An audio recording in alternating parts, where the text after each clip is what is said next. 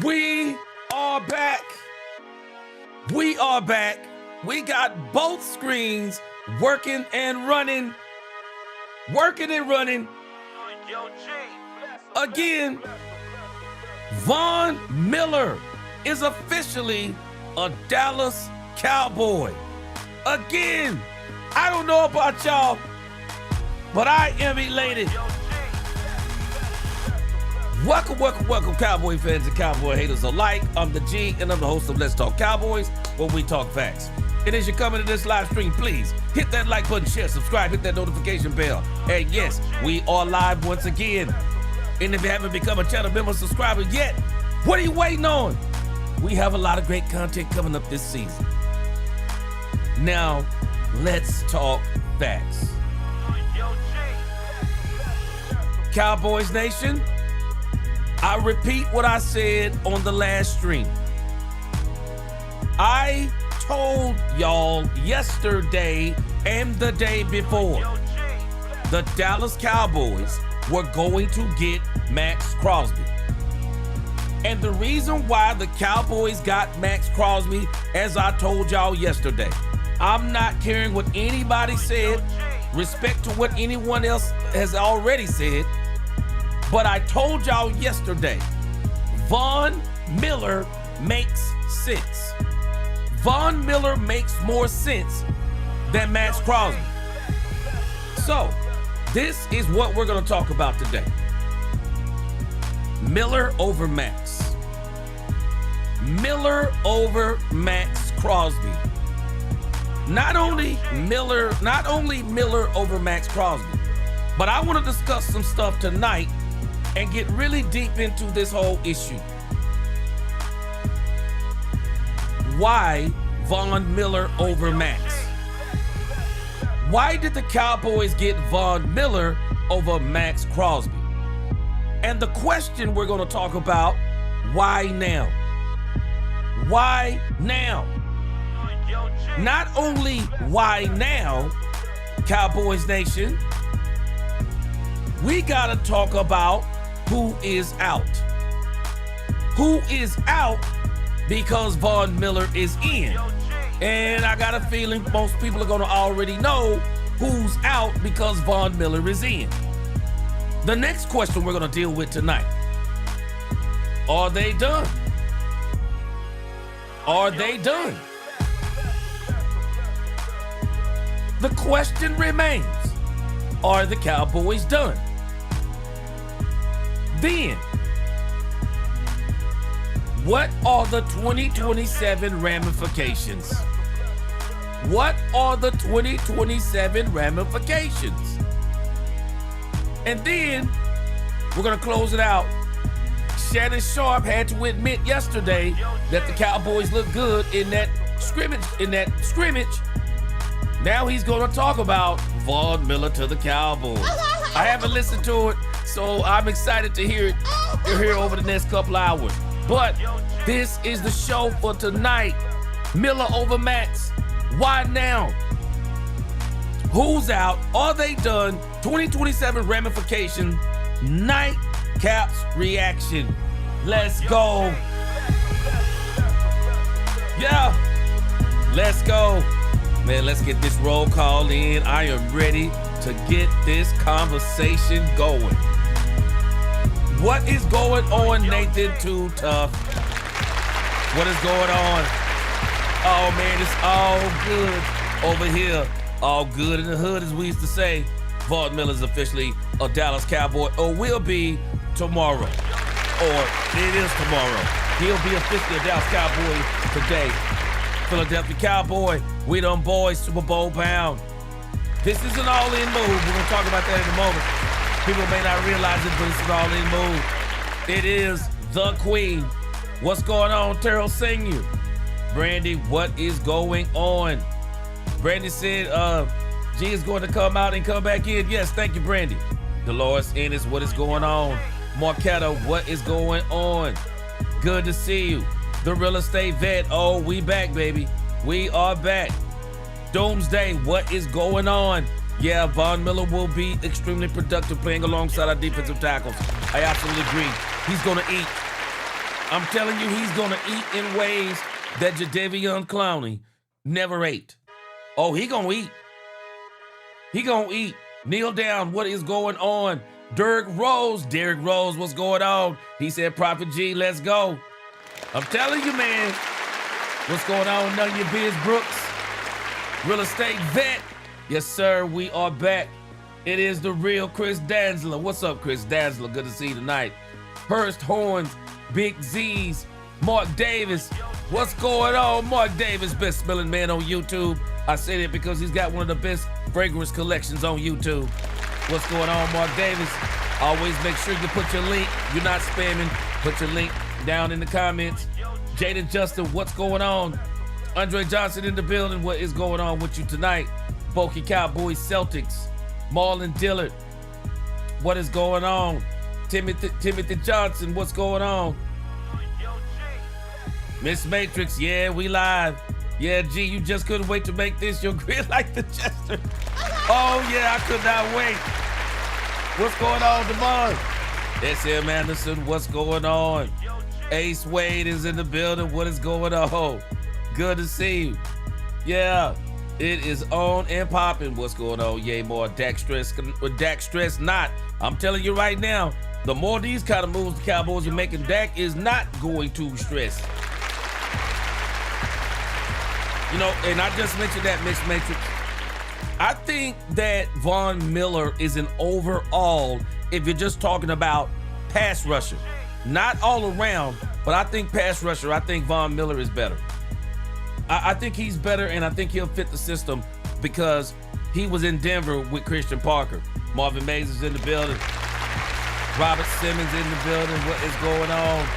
JCT Slice, he said, we finally got the hometown boy. He can retire at home if he helps us win the Super Bowl. He and Dak will hoist it up together. Skip Bayless is still hating on Dak. Oh, well, you know he got to try to stay relevant. Chris Dunaway is back in the building. What up, Chris Dunaway?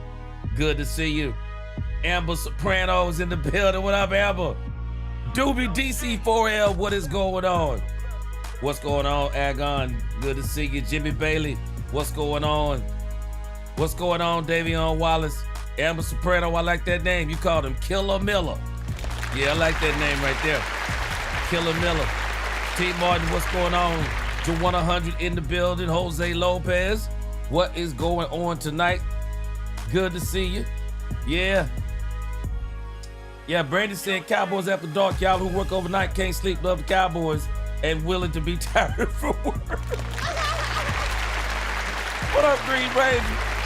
What up, Green Ranger? Richard Owens in the building. Floyd Harris, what's going on? What's going on? Tim Fidel, what's going on?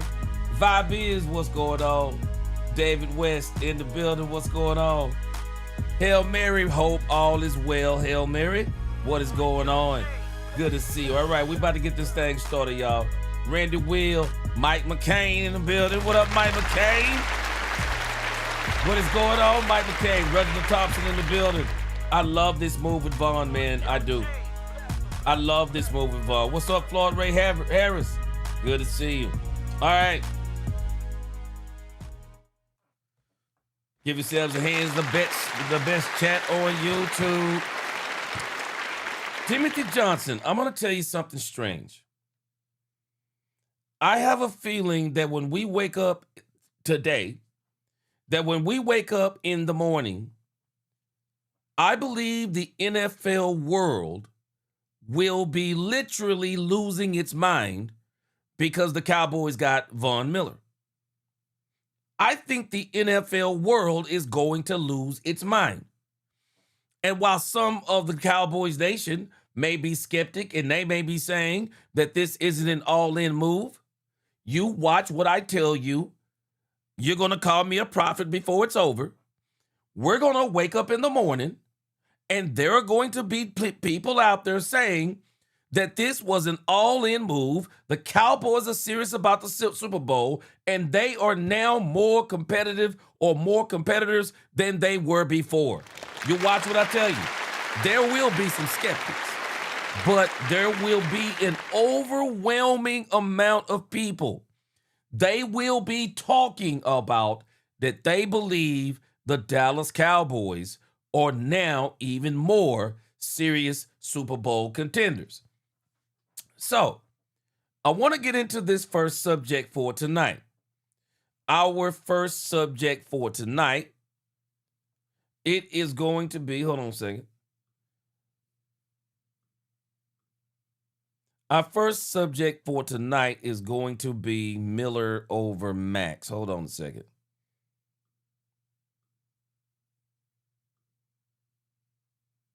Our first thing tonight will be Miller over Maxx. And I really think this is a humongous deal that the Cowboys chose to get. They chose to get Von Miller over Maxx. And it makes sense. Now, I want to give you the rundown. I'm going to see if I can write some notes tonight. I want to give you the rundown on what I believe happened. Because the question that we have to ask ourselves, Cowboys Nation, what happened between yesterday and Saturday? What happened between yesterday and Saturday? Because no one was even talking about, other than me. I was still watching people on X talk about Maxx Crosby. Why Von Miller? Now, some people may say, and I'm not going to hate on what you're saying, some people are saying that the Cowboys got Von Miller because he's cheaper. And while I say, yes, he's cheaper, but I want to also say, but not because he's cheaper, if that makes sense. It's not just about he's cheaper. It's about he's cheaper because there's some other things the Cowboys want to do. There are some other things the Cowboys want to do. So Miller, Von Miller makes sense, not just because he's cheap, but and we don't know, it's a 1-year deal. We'll see how much money it is. But he's cheap, but the cheapness makes sense in this issue because the Cowboys are still looking at short term, they're looking at long term. What did I tell y'all yesterday? If the Cowboys sign Maxx Crosby, George Pickens is out. If the Cowboys are serious about trying to work a deal with George Pickens, then Von Miller is in. Von Miller is in. And so this also tells you that, as I've already been telling you, some people may not be looking at this as a Super Bowl move. You don't bring in Von Miller for 1 year, and you don't call that a Super Bowl move. Now, we may not be calling it a Super Bowl move. Some people may not be calling it a Super Bowl move. That is a Super Bowl move because Von Miller, do not get it twisted, 37-year-old Von Miller can still rush the passer. That's all they want him to do. That's all they want Von Miller to do. Because I'm going to tell you what else happened yesterday. What else happened yesterday? The Cowboys played a preseason game on Saturday. Even though they didn't play the first string, even though they didn't play the second string, but they did play a player in that scrimmage that they were looking at that he could potentially be somebody lined up at the outside linebacker position. There's a player on this team that I keep telling y'all that this player may actually be on the way out. A lot of people like Maurice Leofau. A lot of people like Maurice Leofau, and for good reason. Cowboys drafted him. I think Maurice Leofau is a very good player. But unfortunately, as Brian Schottenheimer said last week, Maurice Leofau is finding himself on the outside looking in.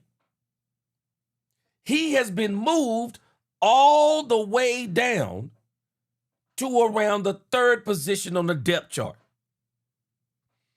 The problem is now, when you bring in Von Miller, it is even less and less likely that Maurice Leofau can survive. Can Maurice Leofau survive? Because somebody is going to be the odd man out. But again, Miller over Maxx Crosby. We're going to go more in depth in just a moment on who is out. But Miller over Maxx Crosby.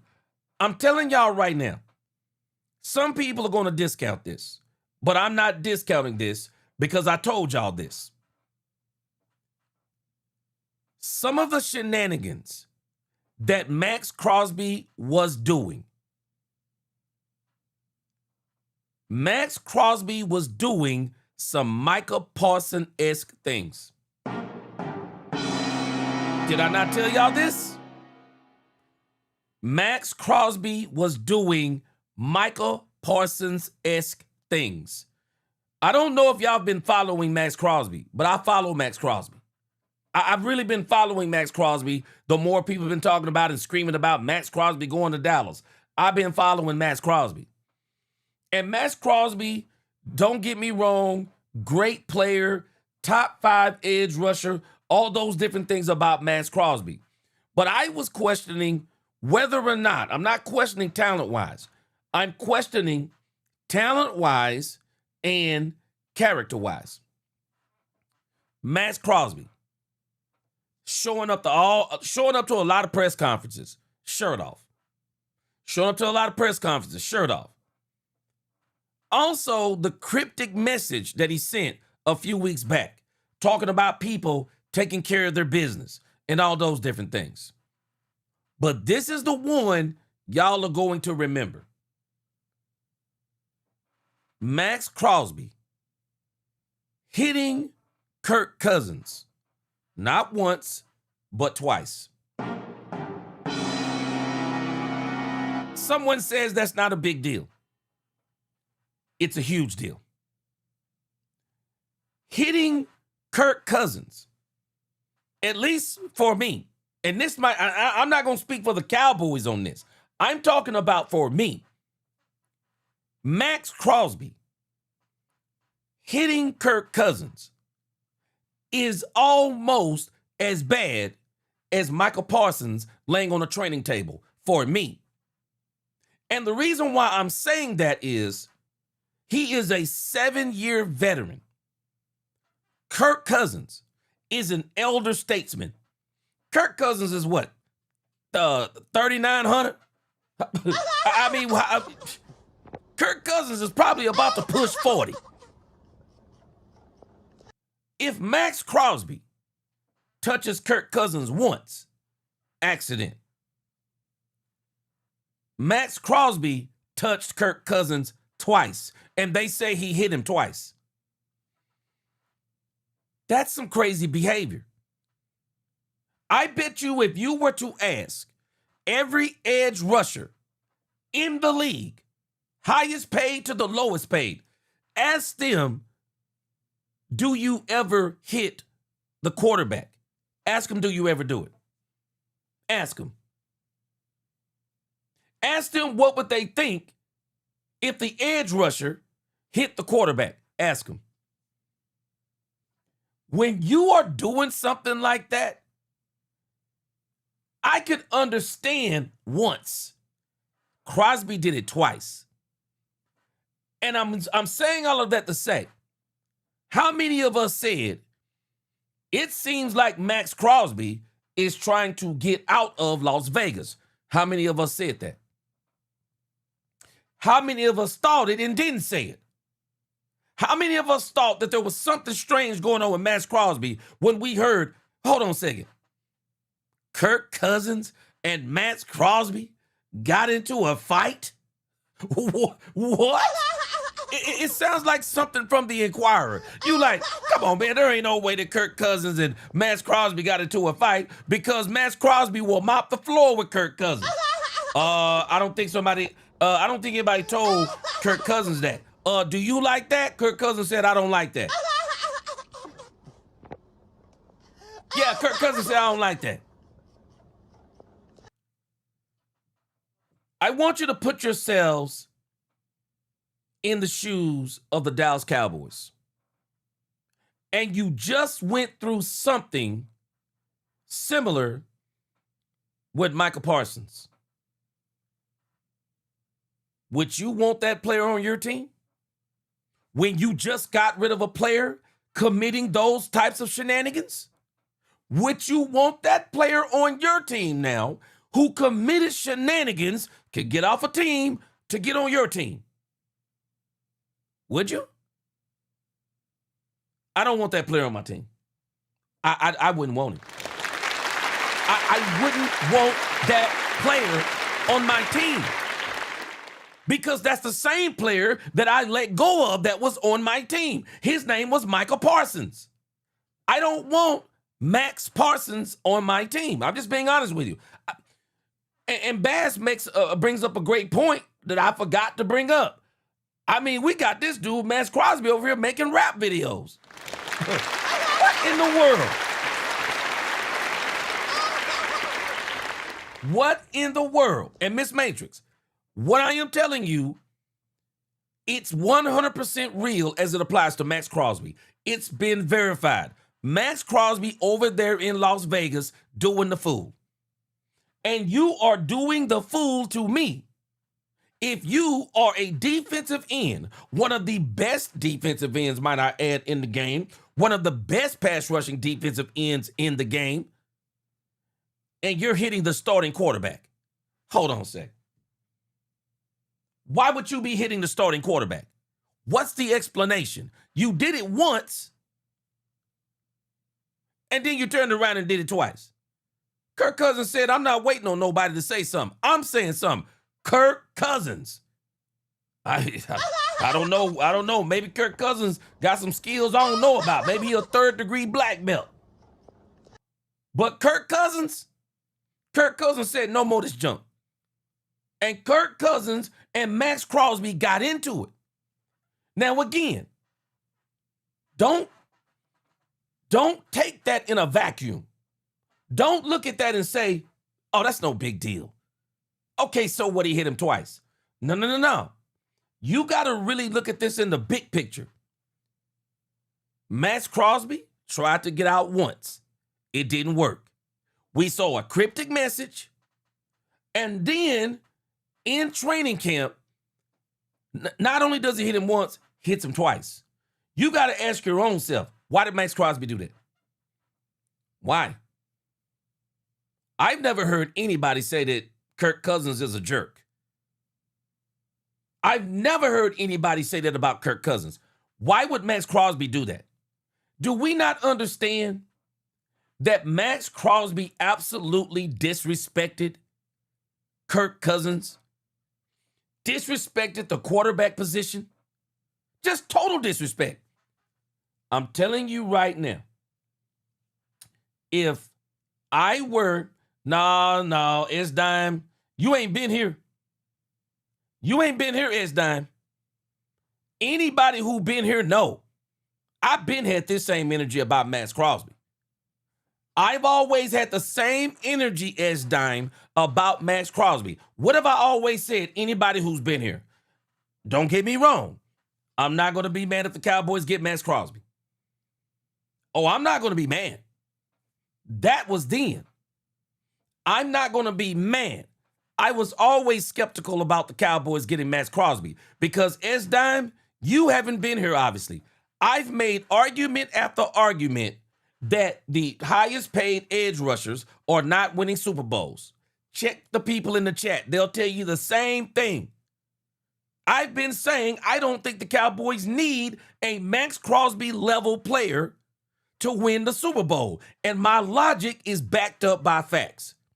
Because the last 7 years, Maxx Crosby has been in the NFL, and there have been 7 teams that have won the Super Bowl without Maxx Crosby, without Michael Parsons, with name them. Myles Garrett, they won the Super Bowl without Myles Garrett.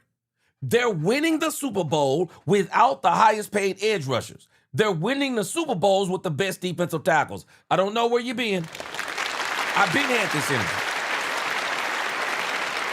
But again, when you think about the whole Maxx Crosby issue, don't take it in a vacuum. You have got to ask yourself, if you're the Dallas Cowboys, do you want what you just got rid of? Maxx Crosby I love the dog of Maxx Crosby. I love the way that he plays the game. But Maxx Crosby been moving kind of different, man. Crosby been moving kind of different. Something ain't right about Maxx Crosby. And again, maybe the Cowboys will revisit Maxx Crosby. But what did I tell y'all the other day? I believe Maxx Crosby may be more of a 2027 thing. Maxx Crosby may be more of a 2027 thing. Or what if Von Miller don't work out by the trade deadline? What if Von Miller is not contributing the way the Cowboys want him to by the trade deadline? Well, if he's not contributing the way that they want him to by the trade deadline, maybe if the Raiders are tired of Maxx Crosby, they get desperate the same way the New York Jets did, and they say they want to get rid of Maxx Crosby, but I want to keep Von Miller. I want that insurance policy, and I'm actually hoping Von Miller does what I think he's going to do, so we don't even have to think about Maxx Crosby, because again, there are huge ramifications if you get Maxx Crosby. But the thing about Von Miller allows you to compete for a Super Bowl this year, and it has nothing to do with next year. You can move right on from Von Miller. It will do nothing to mess you up in the long term. Von Miller is everything you need in the short term. But again, I understand why they picked Von Miller over Maxx. I understand it. It makes SENSE. It makes CENTS. It makes sense and sense. It doesn't mess with what you're trying to do in the long run. We're going to talk about that a little bit in a little moment. It doesn't mess what you want to do in the long run. And it also still gives you options. Watch this. Von Miller gives you options at the trade deadline. If Von Miller isn't panning out, you can just say, okay, thanks, but no thanks, Von Miller. We're going to go get somebody else at the trade deadline. But what if he is working out? He's working out. We're going to see what the contract is. I'm sure they're going to still have money under the cap. You could have Von Miller, and because you didn't go get Maxx Crosby and give up assets and tie up all kinds of money, he also affords you to keep him and do something else at the trade deadline. You would never be able to keep Maxx Crosby and do something at the trade deadline. Von Miller over Maxx Crosby makes sense in so many ways, people don't even understand it. Von Miller gives you the ultimate flexibility. No long-term commitment. No long-term commitment. You got flexibility. You can do so many different things. You can do so many things. Air Cable Network. He said, you're right, G. You have been saying it all along. Keep showing the way. Miller was the only way. Many just soft and will live on feelings. Rock on. Yeah. I'm just telling us, Von Miller just made sense. I mean, I said it yesterday. It just made sense. And I believe the Cowboys are looking at Maxx Crosby and they're saying, he don't make sense right now. Because something ain't right about Maxx Crosby. He moving different. If you want to get out of Los Angeles, Maxx Crosby don't need to be doing no shenanigans. Don't need to be doing no shenanigans. Let it play out. Because I got a feeling when the Raiders start losing all them games, let it play out. Let it play out. You can revisit Maxx Crosby at the trade deadline if you want to. Von Miller is not a long-term commitment. He gives you so much flexibility. So I absolutely like Von Miller. I like Von Miller. I was saying it before. I like Von Miller over Maxx. I like Von Miller over Maxx. Now, let me move to the next section, because I think there's some other method to the madness of the Cowboys. There's something else that makes sense here too. Hold on a second. Let me do some housekeeping. There is something else that makes sense in this whole issue about Maxx Crosby and about Von Miller. And what I want to look at now is, I kind of introduced it in the introduction, but what I want to look at now when it applies to Von Miller is, why now? Nobody finds the timing of this strange. Am I the only one that finds the timing of this strange? The Cowboys had an absolutely awesome preseason game. They had an absolutely awesome preseason game. And I walked away from that preseason game, and I'll be honest with you, I walked away from the preseason game kind of like, Cowboys don't really need to. I don't really know if they really need to do anything else. We can watch, like, maybe, we can watch the New Orleans Saints scrimmage on Tuesday. And then we can watch the Arizona Cardinals preseason game on Saturday. And then the Cowboys can make, then they can make their decision after those two games. And you got to ask yourself, why now? Why Von Miller now? Now, I could be totally wrong on this. Maybe the Cowboys were already thinking about Von Miller, but it doesn't quite seem like they were thinking about Von Miller, because if they do, boy, they were playing these cards real close to the vest. Now, we were watching Von Miller out there all but get on his knees and beg the Cowboys to pick him up. I mean, we were watching Von Miller with memes.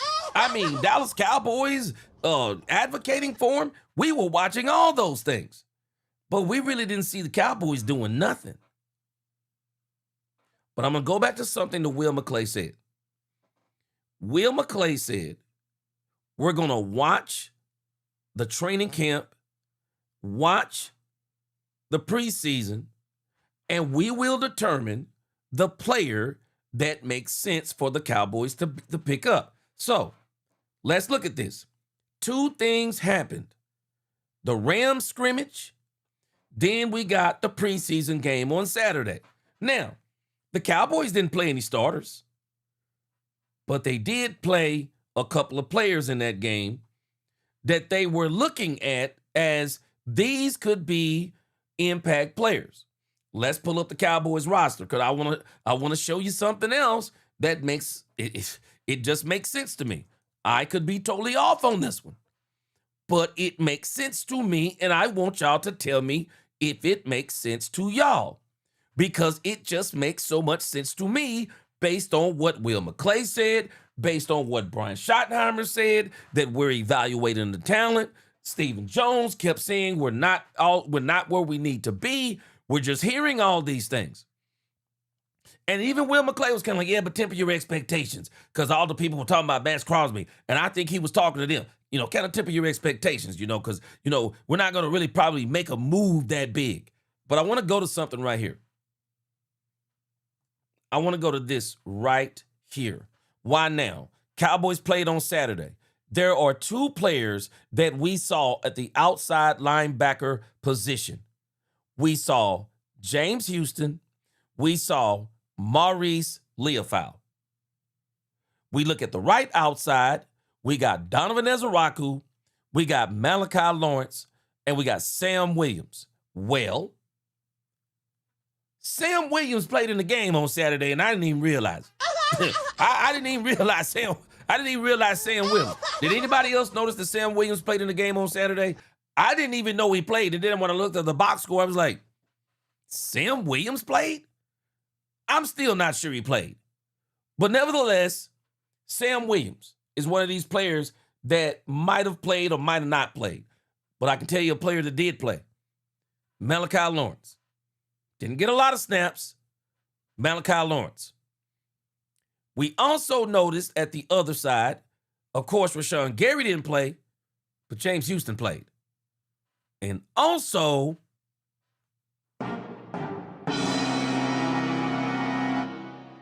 Maurice Leofau. Maurice Leofau. Many of us have already, and not so much me, more y'all, I say, have really been questioning the Cowboys pass rush. I'll be honest with you. I was content. I'm like, okay, I think Rashawn Gary is going to eat with, I said, I think Rashawn Gary is going to eat with Kenny Clark and Quentin Williams. I'm just kind of like, he's going to eat. I think he's going to do real good. Sprinkling a little James Houston, maybe Donovan Ezraku will be better, you know, and Malachi Lawrence steps in as a rookie. Malachi Lawrence contribute, you know, here or there, here a little, there a little. Cowboys will be okay. But I think they looked at that game. I think they looked at the Rams scrimmage. They looked at the film. They looked at the film and they looked at what happened during the Rams scrimmage. For as much as people are talking about like how Maurice Leofau and these guys looked in the scrimmage, I mean, in the preseason that we saw, but the scrimmage was probably a little bit more telling because all of those players, I'm sure, played in the scrimmage. Why now? I really believe the Cowboys may have not. I don't think it's Rashawn Gary that they were looking at and they were saying that's the problem. I think they looked at Donovan Ezraku, that while Donovan Ezraku may be healthy, have they been seeing what they need to see from him in the pass game? Donovan Ezraku comes off of 17 and a half sacks from Boston College in his rookie season to only get 2 sacks in his NFL season. And even though he played hurt down the second half of the season, how many more sacks can he get in 2026? How are you feeling about Rashawn Gary, Kenny Clark, Quentin Williams? I'm sure you're feeling good about that. But how are you feeling about Donovan Ezraku? Everything you've seen in training camp, what you saw in the scrimmage, didn't see him in the preseason. How are you feeling about Malachi Lawrence? You saw him in the scrimmage, you've been seeing him in training camp, and you saw a few snaps in the preseason game. How are you feeling about James Houston? I think they're feeling good about James Houston. He's going to be a part of the plan. Next question. How do you feel about Sam Williams? And doggone it, how do you feel about Maurice Leofau? How do you feel? How do you feel? The Cowboys, I believe they took all of that into consideration. That was their evaluation. 2 weeks of training camp, Rams scrimmage, preseason. The Cowboys looked at all of that and said, we can compete without going out there and knocking on the door of the Raiders and mortgaging the entire 2027 draft. Or the defense actually looks good. It just needs a little tweaking. We're not, even if we got Maxx Crosby, I think they're saying we're not necessarily one player away. But a good player could make the difference. No long-term commitment. Don't have to give up 2027. And with this offense, with the way Camden Brown is playing, oh yeah. With the way Camden Brown is playing, with the way Michael Trigg is playing, if I'm evaluating not just the defense, Cowboys Nation, if I'm evaluating the offense and the defense, do you know what I'm saying? I'm saying I'm even more sold that if this defense, and I'm not going to use average, if it can be above average or better, and now we've added even more offensive power, Von Miller is exactly what the doctor ordered, because we're not confident in Leofow. We're not confident that Malachi Lawrence will be he probably won't come into his own until end of the season. Sam Williams is Sam Williams. There ain't nothing else to say. He's Sam Williams.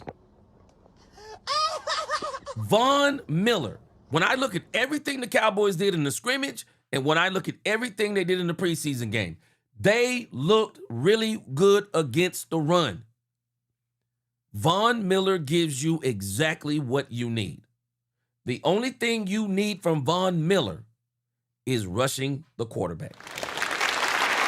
That's why now. I believe they made an evaluation that said, we don't really need a Maxx Crosby level player. Let's just keep building. Let's just keep building. We got young guys. Let's keep developing them. And while we're developing them, then while Malachi Lawrence may really come into his own towards the end of the season, I don't know what's going to be with Sam Williams. Again, Sam Williams is Sam Williams.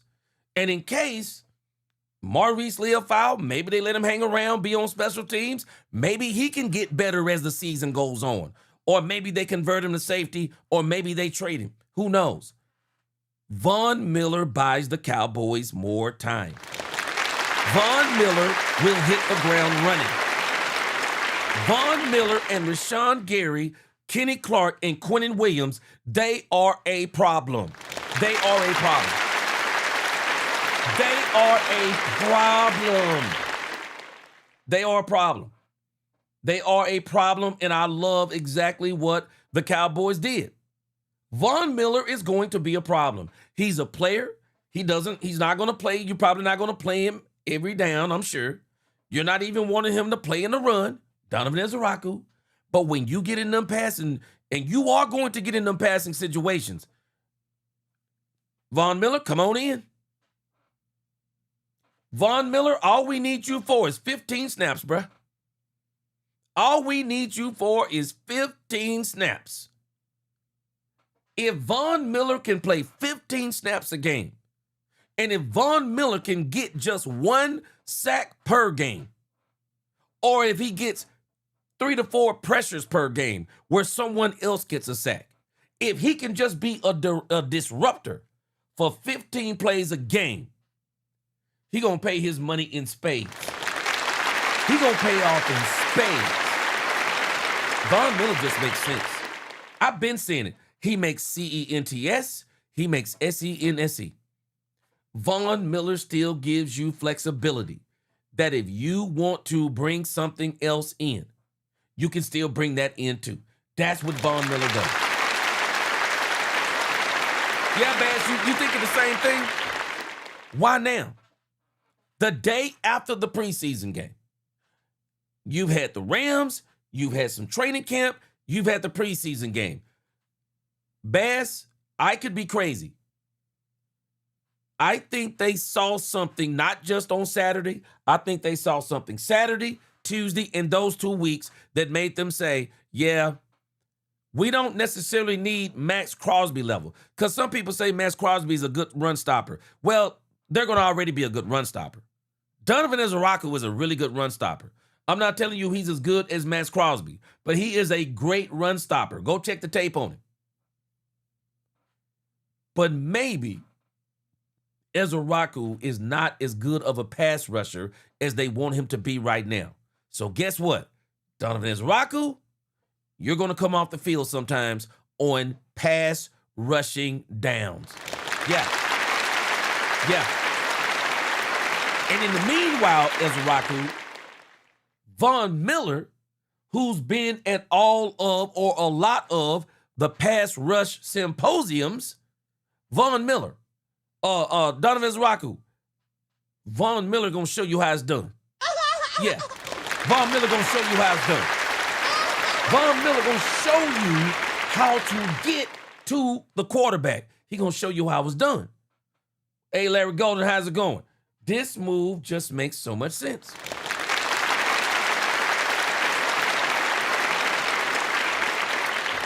Bama boy, I saw it. Poobie D sent something to me earlier about Adoree Jackson. Probably more of a depth piece. Probably more of a depth piece. He'll probably be somewhere at the back of the depth chart. Yeah, Noebo says Miller was secretly working with Dallas, and now that he's seen how the defense is running, he's now all in with CP. Oh, something was going on. I'll tell you that much. Marvin May said the Cowboys didn't like the fact we couldn't rush the quarterback. The defense looked good, but couldn't rush the quarterback. Yeah. Marvin Mays, I'm telling you, that's what happened. Marvin Mays, I don't think they had any problems with Rashawn Gary. I think they had problems with that right outside linebacker situation. I think that's where they were having the problems. That's where they were having the problems. Or whatever side that Gary's going to line up on versus Von Miller. They were saying that side opposite of Rashawn Gary. They don't see it. Because Rashawn Gary's going to be an every down player. But as it pertains to between James Houston, Maurice Leofau, Sam Williams, I don't think they were seeing what they wanted to see. I don't think they were seeing what they wanted to see. And that's why I say, why now? This is why. Saquon said, "You my boy, I've been here since 2025, but you was not saying that until it looked like we was not getting Maxx. I remember you saying you would rather have Maxx now." No, I haven't flipped on Maxx Crosby. Saquon. I've always said the same thing. If the Cowboys got Maxx Crosby, I would not be mad. Also, when the Cowboys were talking about giving up those draft picks for Maxx Crosby, I said, no, I don't mind the Cowboys doing that. But I also said, I don't want the Cowboys to give up a 12th round pick for Maxx Crosby. Because I've said this over and over and over. I would have rather had Caleb Downs than Maxx Crosby. I've been saying over and over and over, I'd rather have George Pickens than Maxx Crosby. Don't get me wrong. I've always said I wouldn't mind having Maxx Crosby. If the Cowboys get him, I'm not going to be mad. But I've never really been a heavy advocate for Maxx Crosby because I have done this particular segment how many times, Cowboys Nation? You don't need Maxx Crosby to win a Super Bowl. How many times have I said it? I said it over and over and over. That don't mean that if the Cowboys would have got Maxx Crosby, I would have been mad. Because I said I wouldn't be mad if the Cowboys got Maxx Crosby. But I've always said you don't need that level of edge rusher. I would rather take the defensive tackles. I've been saying that. And I haven't flipped on Maxx Crosby. If the Cowboys get Maxx Crosby, I'm not going to be mad. But I'm telling you this, if the Cowboys get Maxx Crosby, you're not keeping George Pickens. I just don't think you are. You're not keeping George Pickens. Robbie, he says, I'm not drinking the Kool-Aid until Dallas wins the Golly, man. Boy, Robbie, come on, man. Robbie, tell the truth. If the Cowboys even win the first playoff game, come on, man. I know you drinking the Kool-Aid. Come on, man. Come on, man. I know you drinking the Kool-Aid if they win one playoff game. I know you winning. I know you getting on that bandwagon, dude. Jose said Von Miller is an all-pro Super Bowl winning experience. He will be a professor to the defense. Yeah, he's going to be an extra teacher. Yeah, he's been to those rush the passer or whatever they call them. Whatever those symposiums are. Tyrone Church, what's going on? Okay, you say you think somebody has a suspension coming up. Okay. David West, Malachi Lawrence played and didn't do anything. David West, I don't think it was Saturday. I think they've been looking at Malachi Lawrence all along. And I think something happened between, I think Saturday may have been some of it, but I think some of it came on Tuesday too. And I think the Cowboys looked and said, and I want y'all to think about this. This is new territory for the Cowboys. I believe they look at Malachi Lawrence and said, let's not try to put too much on him.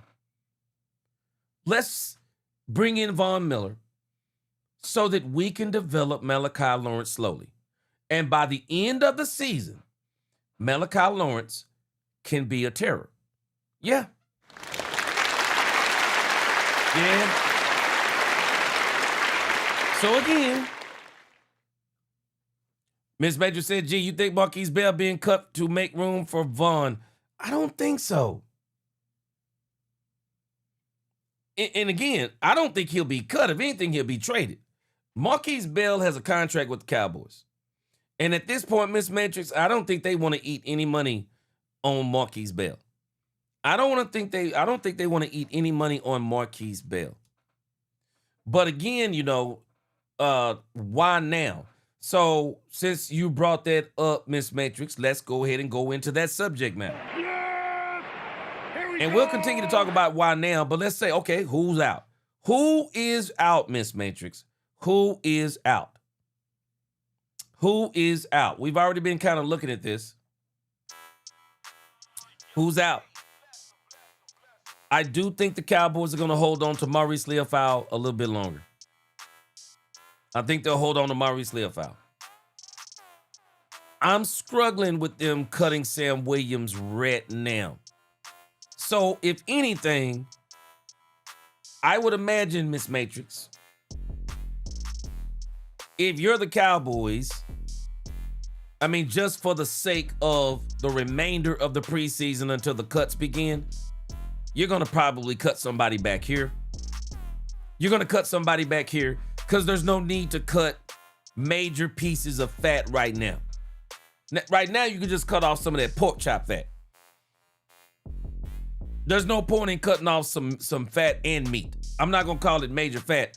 I'm going to call it fat and meat. So right now, you can just trim some fat. Some guys that you're just kind of like, they're not really doing anything. You can go ahead and cut those guys. I'll be honest with you, Miss Matrix. If it was me, if I'm the Cowboys, I'm sorry, I'm cutting Kalen Carson. That's who I'm cutting. I'm cutting Kalen Carson. That's just me. Kalen Carson had 3 penalties, 54 yards, extended 3 drives. He made 1 good play, but I can't with Kalen Carson. I'm ready to move on from him if I'm the Cowboys. But, you know, you look back here, you got all kinds of fat you can trim back here just to do it for right now. And then we'll see what happens as we get closer to the first cut down. So I don't think the Cowboys are going to do any kind of major cut. I don't think he's going to do any kind of major cut. So who's out right now? I don't think it'll be Marquise Bell, Miss Matrix. If I'm not mistaken, Marquise Bell has some kind of, he's got a contract with the Cowboys. And I don't think they're going to lose that money. Let me see what this Marquise Bell contract look like. Marquise Bell got that contract and started doing the fool, man. Marquise Bell got that contract and started doing the fool. Marquise Bell ain't done nothing since he got that doggone contract. I mean, absolutely nothing. Yeah, this is it for Marquise Bell. I can tell you right now, this is it for Marquise Bell. They might would let him go. His base salary is 1.5, prorated signing bonus. It would only be a $3.6 million. I say only. I mean, Cowboys may not see that as only. Cowboys may not see that as only. You're looking at a $3.67 million cap hit. Dead cap if you were to let him go. But he is going to hit you for $2.8 million. He going to hit you for $2.8 million. Probably not going to let him go. I don't think they'll let him go. What do you think? I don't think they'll let him go. You don't really save anything letting him go. You really don't. So for Marquise Bell, you're probably just going to work him out. You're probably just going to work him out and say, hey, man, special teams. And we'll just use you for depth. But yeah, Von Miller's on the contract. Not Von Miller. Marquise Bell, Miss Matrix, he ain't going nowhere, even if it is $3.6 million. Even if it is. Yeah, even if it is. And again, going back and kind of looking at that roster, right now, you don't have to make a major cut. Not right now. You don't have to make a major cut. Let me see when the cut downs are, because you don't have to make a major cut right now. So there's no point in doing that, because you got a lot more training camp to go. Well, yeah, a lot more training camp and preseason to go. So why do anything drastic, and then something drastic happens to you, and then the guy who you cut, then you need him. So I wouldn't worry about cutting him right now. Let me see what the schedule is. NFL roster cut down. Yeah, so again, Miss Matrix, Marquise Bell will survive, I believe.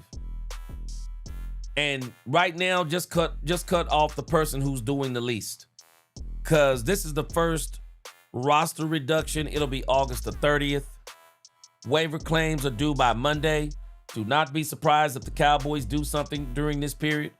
I'm not going to be surprised. Practice squad formation. Teams begin building their 16-player practice squads after waivers clear. So we got that coming up here in another couple of weeks. And then we'll see what the final cut down. We'll see what the final cut down looks like. Let me see. Okay, so I guess it's August the 30th.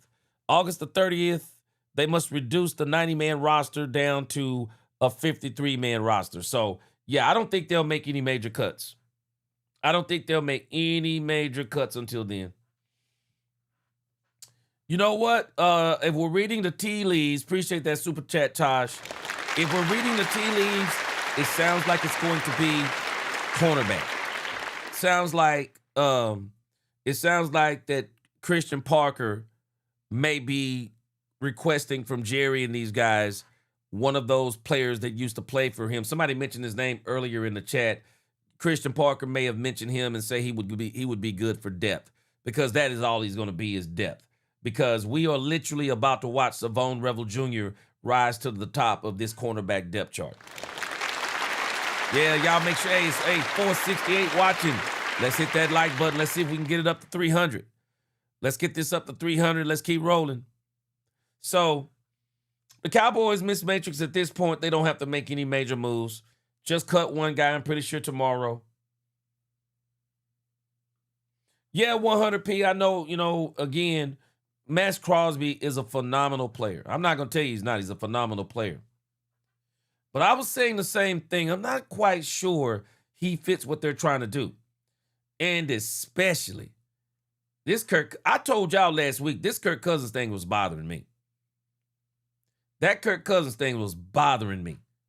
Because I'm just trying to figure out, why is this dude hitting the quarterback not once but twice? Everybody know you don't do that. That's like Michael Parsons eating nachos. Come on, man. Come on, man. Because Worley Von Miller wanted to be a Cowboy, and I wonder if he gave him a discount too. I'm really wondering about that.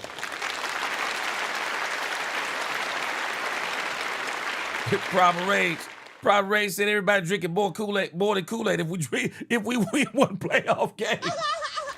Boy, you ain't lying, boy. Boy, Cowboys win. Boy, come on, yay, boy. Yay, boy, come on, man. Yay, boy. If the Cowboys win one playoff game, come on, yay, boy. Come on, man. I'm you might follow through with it, but I'm telling you, there's going to be a whole lot of people that are going to have a hard time following through with it. But I'm telling y'all, man, I really believe Von Miller is going to be a monster with the Cowboys. I really believe Von Miller is going to be a monster with the Cowboys. I do. I think he's going to be a monster. And I think Rashawn Gary is going to be better than people think he is. And when you have Rashawn Gary and Von Miller coming off opposite sides with Quinnen Williams and Kenny Clark in the middle, Quinnen Williams commanding double teams, boy, it's going to be trouble. I'm telling y'all, man. It's going to be trouble. Saquon says, I agree with you. I don't think us getting Vaughn is the best move. I agree with you. I don't think us getting Vaughn is the best move because I'm with you. People sleeping on the other guys we got on this defense. Gary's got something to prove, in my opinion.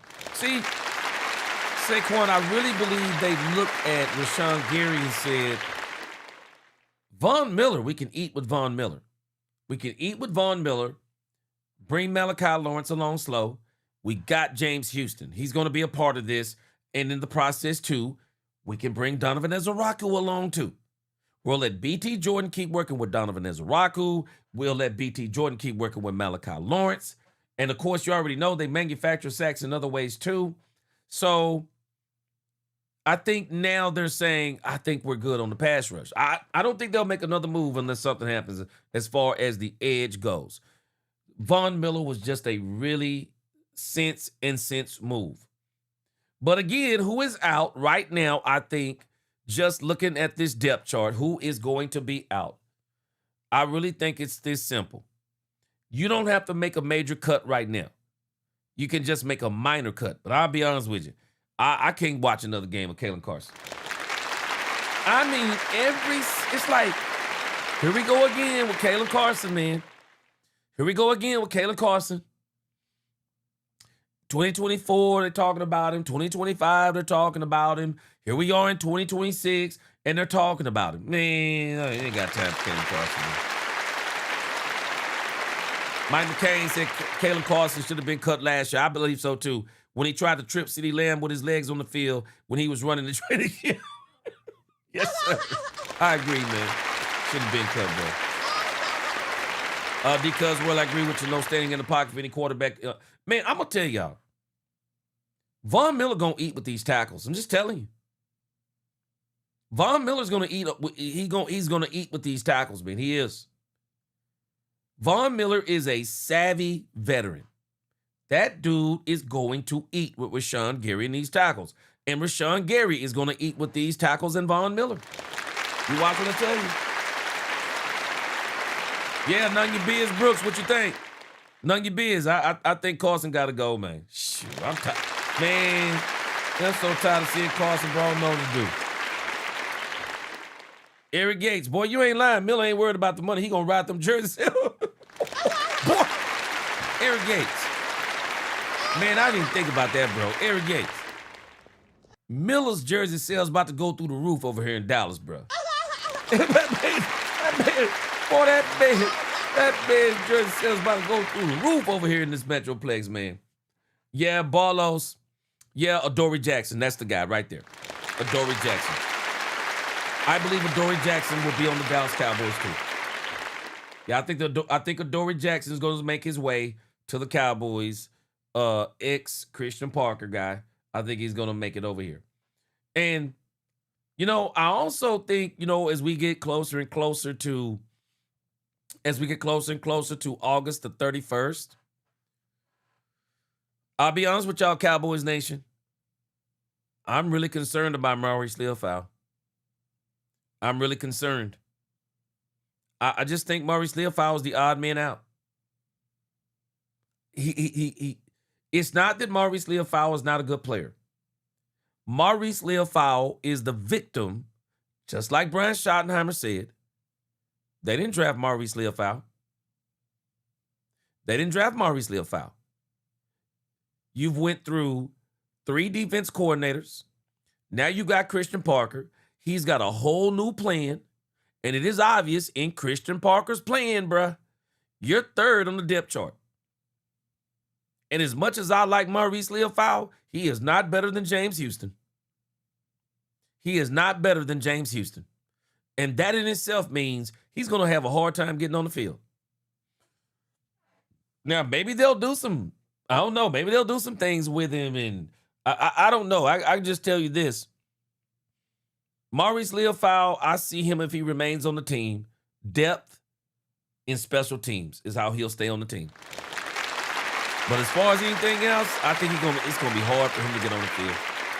It's going to be hard for him to get on the field.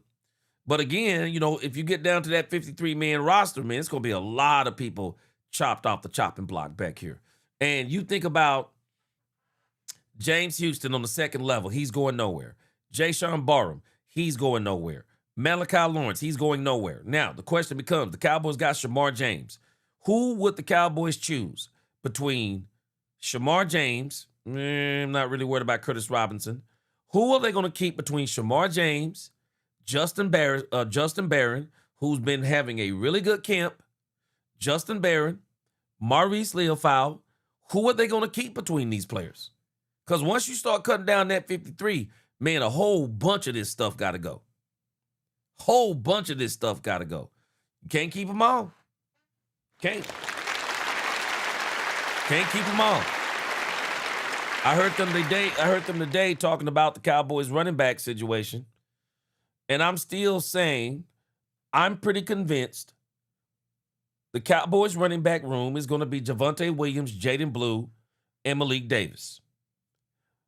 Phil Maffa might be practice squad. That dude got to stay on the field. He might go back to the practice squad. Israel Abanikanda, I believe, will probably go to the practice squad. Jayshon Corbin probably goes to the practice squad too. He probably goes to the practice squad. So I believe the running back room is going to be exactly the same. But defense, boy, they got a lot of decisions to make. Man, Sam Williams, they got to make a decision on him. Got to make a decision on Sam Williams, man. And I know the Cowboys drafted Sam Williams in 2022. I know they want Sam. Man, I'm telling y'all, they want Sam Williams to be good. I equate Sam Williams to Schoonmaker. Man, they want Schoonmaker to be bad. So they want Schoonmaker to be good so bad. They want Schoonmaker to be good so bad. But I believe Michael Trigg is going to push him right off the depth chart. I believe he's going to push him right off the depth chart. And somebody else will probably be picking him up. So who's out? I think tomorrow they'll probably just cut somebody easy on defense. I would prefer it to be Kalen Carson. But who knows? It could be Kelvin Gilliam tomorrow. Who knows? Isaiah Land. It could even be Curtis Robinson. Any of these guys back here. I could see them all being cut. All of them. I wouldn't even be surprised. What was the guy on what was the guy? Oh, man, Trayshawn Holden. I wouldn't even be surprised if it was him. But you don't have to make a major cut tomorrow. Just get somebody on the team. That's all. Just get somebody off the team so he can come on. But again, this kind of moves us over to Are They Done?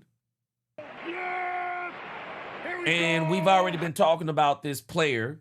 I don't think the Cowboys are done. Are they done? I don't think they're done. I don't think they're done. Yeah, Hail Mary, you already mentioned it. Yeah, Holden should be in the doghouse. I wouldn't be surprised because if I'm not mistaken, they cut Trayshawn Holden last year and brought him back to the practice squad. They cut him this year. It won't happen. Yeah, they cut him this year. It won't happen. It won't happen. Yeah, Barlow's. Thank you. Adoree Jackson. They're not done. I believe Adoree Jackson. I really believe these whispers that are being talked about with Adoree. Yeah, I believe the whispers of Adoree Jackson. I believe the whispers. True Cowboy. Yeah, see, he's been going to these pass rush symposiums. Man, he's going to help out BT Jordan so much. Yeah. Andre Johnson said, hit that like button, it's free. Let's get those likes up. Let's get them up. Get them up. Jabril Queen said, Holden might get cut. I believe it. Because he got cut last year, if I'm not mistaken. Yeah, real estate vet. Imagine if Crosby hit Dak during practice. Oh, yes. Yes. Yes, I agree. So, like I said, I mean, something ain't right about Maxx Crosby right now. Like I said, I think Maxx Crosby is more of a 2027 discussion. Yeah, Stephen, I'm with you, man. I think Rashawn Gary's way better than people giving him credit for. And with these players now, oh, he gonna be better than good. He gonna be better than good. Yeah, Derek Rose said, "Gee, do you think that Von Miller will be better than Clowney?" Yes, I do. I think Von Miller will be better than Clowney. I think Von Miller will be better than Clowney because Von Miller takes better care of his body. Von Miller takes way better care of his body. Von Miller works out year round. Von Miller is crazy. Man, shoot. Yeah, he going to do better. And the reason I think he's going to do better too, because they're only getting him for one thing. They're just getting him for one thing. Jadeveon Clowney, they needed him to be a complete player. They don't need Von Miller to be a complete player. Von Miller can sit on the sidelines, drinking his juice, whatever it is he gonna do, smell them smelling salts, and just be ready for 15 plays a game. Anything beyond 3rd and 7, 3rd and 8, Von Miller, you up. Von Miller, you up. We don't need you on 1st and 2nd down. We need you on 3rd down. We'll need you on 1st down every now and then, because we might do a little something. We might do a stunt. We, might do a blitz, whatever the case may be. We need you on 1st down. You want to vary it up. Just not bring him in on 3rd down. Kind of vary it up. But Von Miller is going to eat. You don't need him to do anything but rush the passer. That's it. Leon Sharani, your opinion on George Pickens this season and why? I'm going to give it to you in just a moment. He'll be in my 2027 ramifications. Quinn, I'm serious. I cannot believe Caleb Carson is still here. Yeah, Miss Matrix, I actually think he did get cut last season, didn't he? No, it wasn't. I'm sorry, Trayshawn Holden, I was saying. Trayshawn Holden got cut last season. I would have cut Carson last season. I'm sorry. He got injured. Cowboys kept him another year. I would have got rid of that joke in a heartbeat. Primal Rage. That Vaughn jersey. But Eric Gates is not lying. Boy, that Von Miller jersey about to go on steroids, man. Boy, Eric Gates said no state taxes in Texas. Boy, Eric Gates, boy, you hit it on the head, man. That Von Miller jersey about to go on steroids, bruh. Because folks over here love Von Miller. They love Von Miller in the Metroplex, bro. They really do. Jackson, the guy who specializes. I think he'll be a depth piece. He ain't coming in to start. He'll be a depth piece. They'll get him on the cheap. He'll just be a depth piece. Yeah, don't worry. He won't come in here making no noise. Ronald Jackson, I agree with you. I do believe the Cowboys need an offensive tackle. I do. I think they need a defensive tackle. If I'm the Cowboys, I'm not going into this season without an insurance policy for Tyler Guyton and Terrence Steele. I'm not doing it. I'm not even massaging their egos, especially Tyler Guyton. I'm tired of massaging Tyler Guyton's ego. Stay healthy, stay on the field, and dominate. I don't want to hear nothing else on this man. As far as if I was having a conversation, I would be that direct. Stay on the field, stay healthy, and dominate. Because if you don't do the first two, you won't do the third one. And if you don't do the first two and you don't do the third one, we're going to be looking at something else. The Cowboys, I want y'all to think about this. Tell me this isn't banana bunkers. Tell me this isn't banana bunkers, Cowboys Nation. If you can't draft them, if you cannot draft them, trade for them. If you cannot draft them, trade for them. Isn't it crazy when you look at the difference makers on this defense? None of them were here last year. All of the difference makers on this defense that's going to help this defense be better than I believe it's been in years. Christian Parker, we brought him in from another team, of course. His entire defensive staff, they come from all over the place. Look at this depth chart again. Otito, brought him in from the Chargers. Our difference maker, Kenny Clark, traded him in the Green Bay, traded him in the Micah Parsons trade. Quentin Williams, got him in the Micah Parsons trade. Rashawn Gary, got him from the Green Bay Packers. D. Winters, got him from the San Francisco 49ers. Jalen Thompson, a really good player, got him from the Arizona Cardinals. Kobe Durant, got him from the Rams. Do we realize almost all of the difference makers on our defense, they are from the outside. Yeah, they're all from the outside. So don't let there be any shame in your game if you have to go outside and get a tackle. Go get one, man. Go get one. Go get you one. I'm telling you, if I were the Cowboys, I'd be talking to Taylor Decker. I really would. I would be talking to Taylor Decker. I really would. Because y'all already know the longer these preseason games go, prayer to God that people actually don't suffer injuries. But it's kind of a part of the game. You want to be prepared in those two positions. Because I don't think they're prepared in those two. In particular at tackle. I don't think they're prepared for an injury. I don't think they're prepared for an injury. I don't think they're prepared for an injury. They have got to get themselves prepared. Because I think they're really prepared at a lot of these positions. I think they're really prepared. So we're going to see what happens. Yeah, we're going to see what happens. Yeah, Rodney, if it's me, I'm getting Taylor Decker, left tackle. I'm going to get him. Even if I don't need him. He'll just be on the doggone bench, but I'm getting Taylor Decker. I'm sorry. If I were them, I would get Taylor Decker. Bottom line. So again, man, when you think about who's out for the Cowboys, who's out, are they done? I don't think the Cowboys are done. I don't think the Cowboys are done. When we get to that point of these roster cuts, I believe the Cowboys are going to continue to evaluate. They got another good evaluation week. You got the Saints on Tuesday. You got the Cardinals on Saturday. Do not be surprised if something else happens on Monday. Don't be surprised. Don't be surprised. Don't be surprised. That's all I'm telling us. Don't be surprised if they do something else on next Monday. They're going to continue to evaluate. They've already been saying this. They're going to continue to evaluate. They're going to continue to tweak this team. There are still tweaks to be made.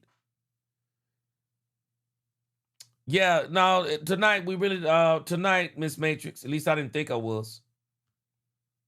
Tonight, I'm not really cooking Guyton tonight. Yeah, I'm not cooking Guyton tonight. Miss Matrix, we're not calling Miss Matrix. I don't know if you were on the stream last night? Man, my time is all messed up. We're not calling Jaden Blue. They saw exactly what they wanted to see from Jaden Blue. People are not. I heard some guys talking about it this morning. Me and Brian Schottenheimer. I'm saying me and Brian Schottenheimer. I don't even know Brian Schottenheimer. Me and Brian Schottenheimer are saying the same thing. Yeah.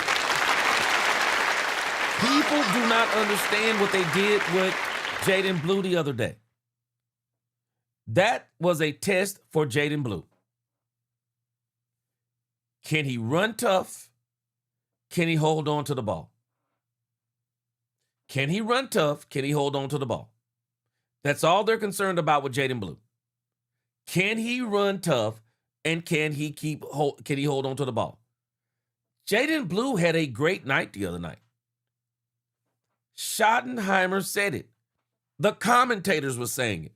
I believe some of us were saying it as we were watching the game. I was telling my wife when I was watching that first half, Miss Matrix, that offensive line was getting blown up. They were getting blown up. Absolutely. And Jaden Blue was running against that, or had him running against that. Looked very good on the screen. I would like to see him get a few more.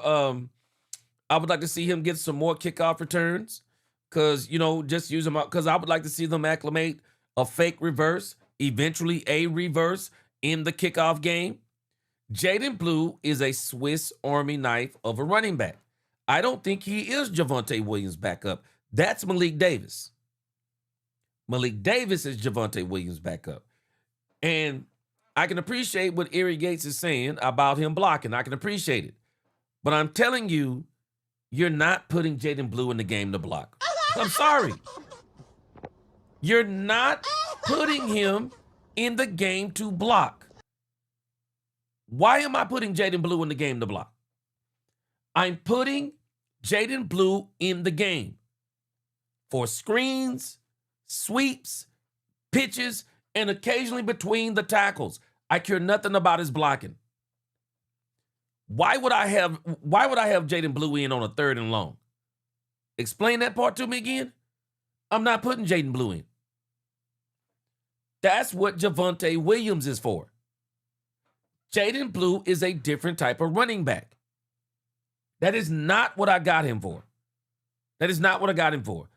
And Brian himself said, we did not show y'all everything that we're doing with Jaden Blue. And I got news for us. It ain't blocking. It ain't blocking.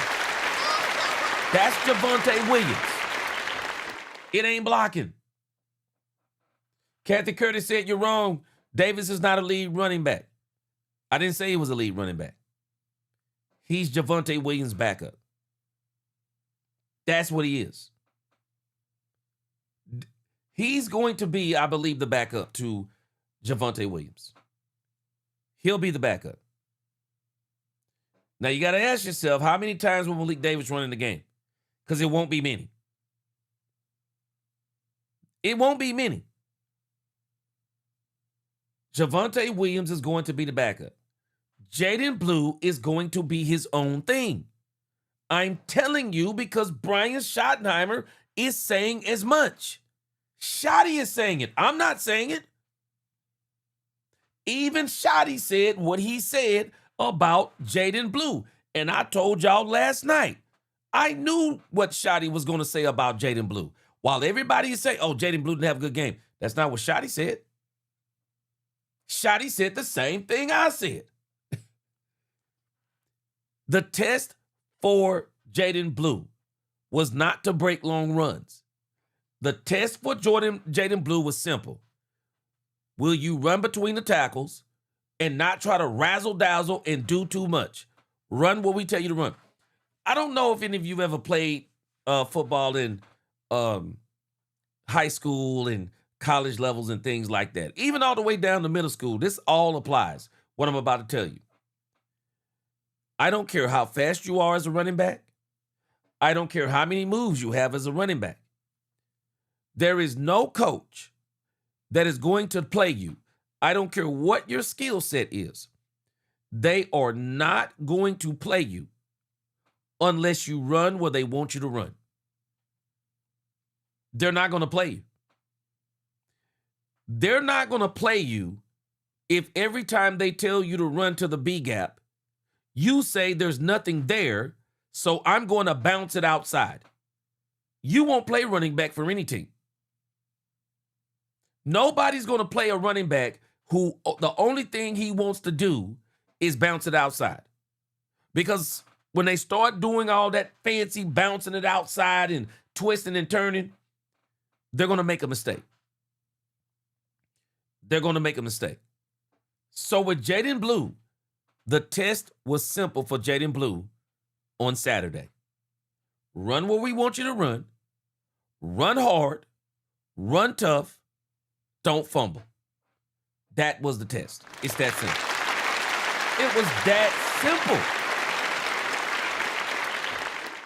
He fumbled in a scrimmage. Eric Gates, he fumbled in a scrimmage. It's that simple. And even in that fumble, what did Brian say? Jaden Blue is going to do better. I'm not going to overcoach him. I'm not going to sit here and whatever. I'm not going to rag on him. No. Jaden Blue has been doing everything that Brian Schottenheimer has been wanting him to do. Again, the test on Saturday was not him breaking long runs. The test on Saturday was simple. I'm telling y'all right now, if you play running back on any level, before they see all that razzle-dazzle, they want you to run doggone where they want you to run. That's what they want you to do. Run where they want you to run. And don't tell us it's not there, because that's really not what they're interested in. Don't tell us it's not there. Run where we want you to run and run hard and don't fumble. Jaden Blue passed. Now, people are talking about Malik Davis. I'm going to tell you Malik Davis ran better than all those running backs on Saturday night. But let's understand something. Malik Davis also ran on the weaker parts of the Seahawks defense. By the time you started seeing Malik Davis, the Seahawks had already started changing out some of those players. So you saw Sam Howell. He played against a better defense than Joe Milton. This is why come this next Saturday, they're going to do this in reverse order. Rather than Joe Milton getting to play against the weaker part of the defense of the Arizona Cardinals, which I don't know if the Arizona Cardinals even got a strong part of the defense. I really don't know. I'm just going to imagine that their first quarter defense is going to be better than their third quarter defense, because that's how preseason goes. Joe Milton is going to play this time against Arizona's second team. Let's see how he looks. I believe Malik Davis is going to play against the second team this time, not the 2.5 or the 3 or the 3.5 or the 4 stringers. So you're going to see Malik Davis this time, I believe, start the game off. So now we're going to see, what does Malik Davis look like against, I don't know. You know, you really kind of think about, let me think. I want you to think about this. I believe the Seattle Seahawks second team is probably better than the Arizona Cardinals second team. I could be wrong. All these guys may look way better against the Arizona Cardinals. But nevertheless, I believe Malik Davis is going to start out. He'll start the game, I believe. And he'll play against the toughest defense. And Jaden Blue will play against the weaker defense. So that's what they're going to kind of be. Because again, you got to realize, man, we're not comparing apples to oranges in reality when you're looking at these running backs. You're not. And I don't think a lot of us realize this. You're not looking at apples to oranges. There are worse players, or don't let me say worse. The talent declines as the game goes on. And this is what was so impressive about the Cowboys. The talent for the Cowboys didn't seem to decline as the game went on. See the difference? Yeah. Think about what I just told you. The talent declines as preseason games go on. And what was impressive about the Cowboys, the talent didn't seem to decline. I mean, they were impressive from start to finish. They really were. So we're going to see. Yeah, I can tell you now, Eric Gates, there will not be 2 running backs coming to Dallas. There will not be 2 running backs coming to Dallas. It ain't happening. Because you already got Javonte Williams. And what they'll do, Malik Davis and Jaden Blue will actually be 1 running back. That's what they're going to be. Yeah, Jaden Blue and Malik Davis are going to be 1 running back.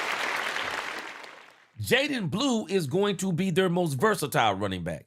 He will be running. He will be catching the ball out of the backfield, the screens, you name it. That'll be him. He's probably better than all of them at that. And while they may sprinkle in some of that with the other ones, that's Jaden Blue's job. Malik Davis and Jaden Blue will actually be 1 running back. Javonte Williams is the running back. They're not, I don't think the Cowboys are bringing anybody in. I don't think they're bringing anybody in. We'll see, though, what happens after this week. I think this running game, it might be better against the Arizona Cardinals. Barlow said, I understand Davis going against the third-string defensive players, unlike Blue going against second-string players with a bad O-line. Yeah, but I remember what he did last season when called up upon Thanksgiving. Okay, I'm trying to think of. Oh yeah, you're talking about Malik Davis. Hey, but Jaden Blue looked good too last year. Jaden Blue actually looked so good last year at the end of the season. A lot of us were actually asking or thinking, man, the Cowboys should have been playing this dude all along. Were we not thinking this? Man, Jaden Blue had some really good games down the stretch. He really did. He had some really good games. And I'm telling y'all what's wrong with Malik Davis. I'm telling y'all what's wrong with Malik Davis. Malik Davis is a good running back. I'm telling you he is. He's a good running back. The problem with Malik Davis, he's a victim of his own success. The Cowboys know what he is. That's the issue. They know what he is. And what they're saying about Malik Davis is what we're seeing is what we're getting. There's no more upside to Malik Davis. That's what they're saying. This is why they have brought Malik Davis on, cut him. Brought him back on, cut him. Brought him back on, cut him. That's the issue with Malik Davis. They're just saying there's no upside. You know why they like Jaden Blue? They feel like the ceiling is higher than Malik Davis. Just telling you.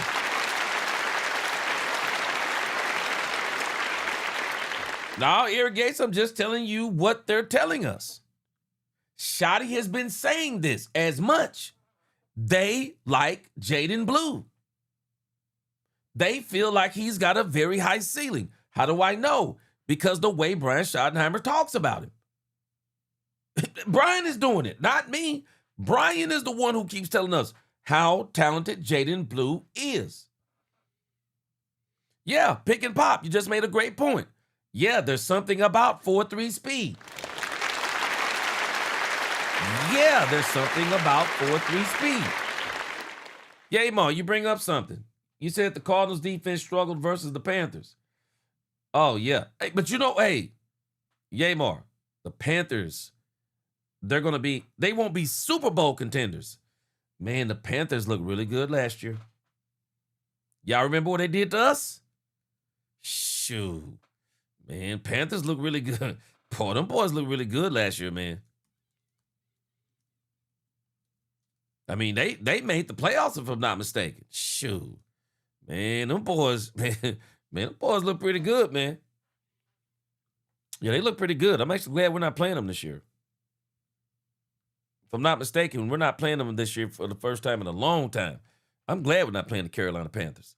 Because I'm telling you, they put BTA on us last year.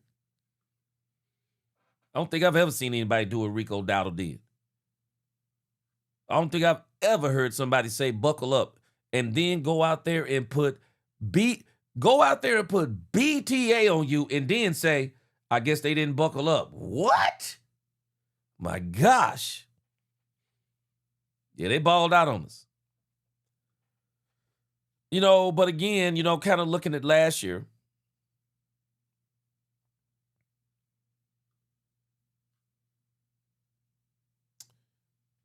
Yeah, just kind of looking at last year. What was it? It was the last game of the season, wasn't it? Let's go up here real quick to Malik Davis.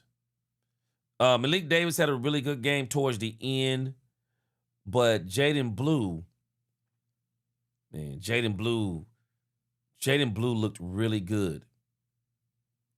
Yeah, Jaden Blue looked really good. Let me see if I can pull up Jaden Blue's player stats. Let's see here.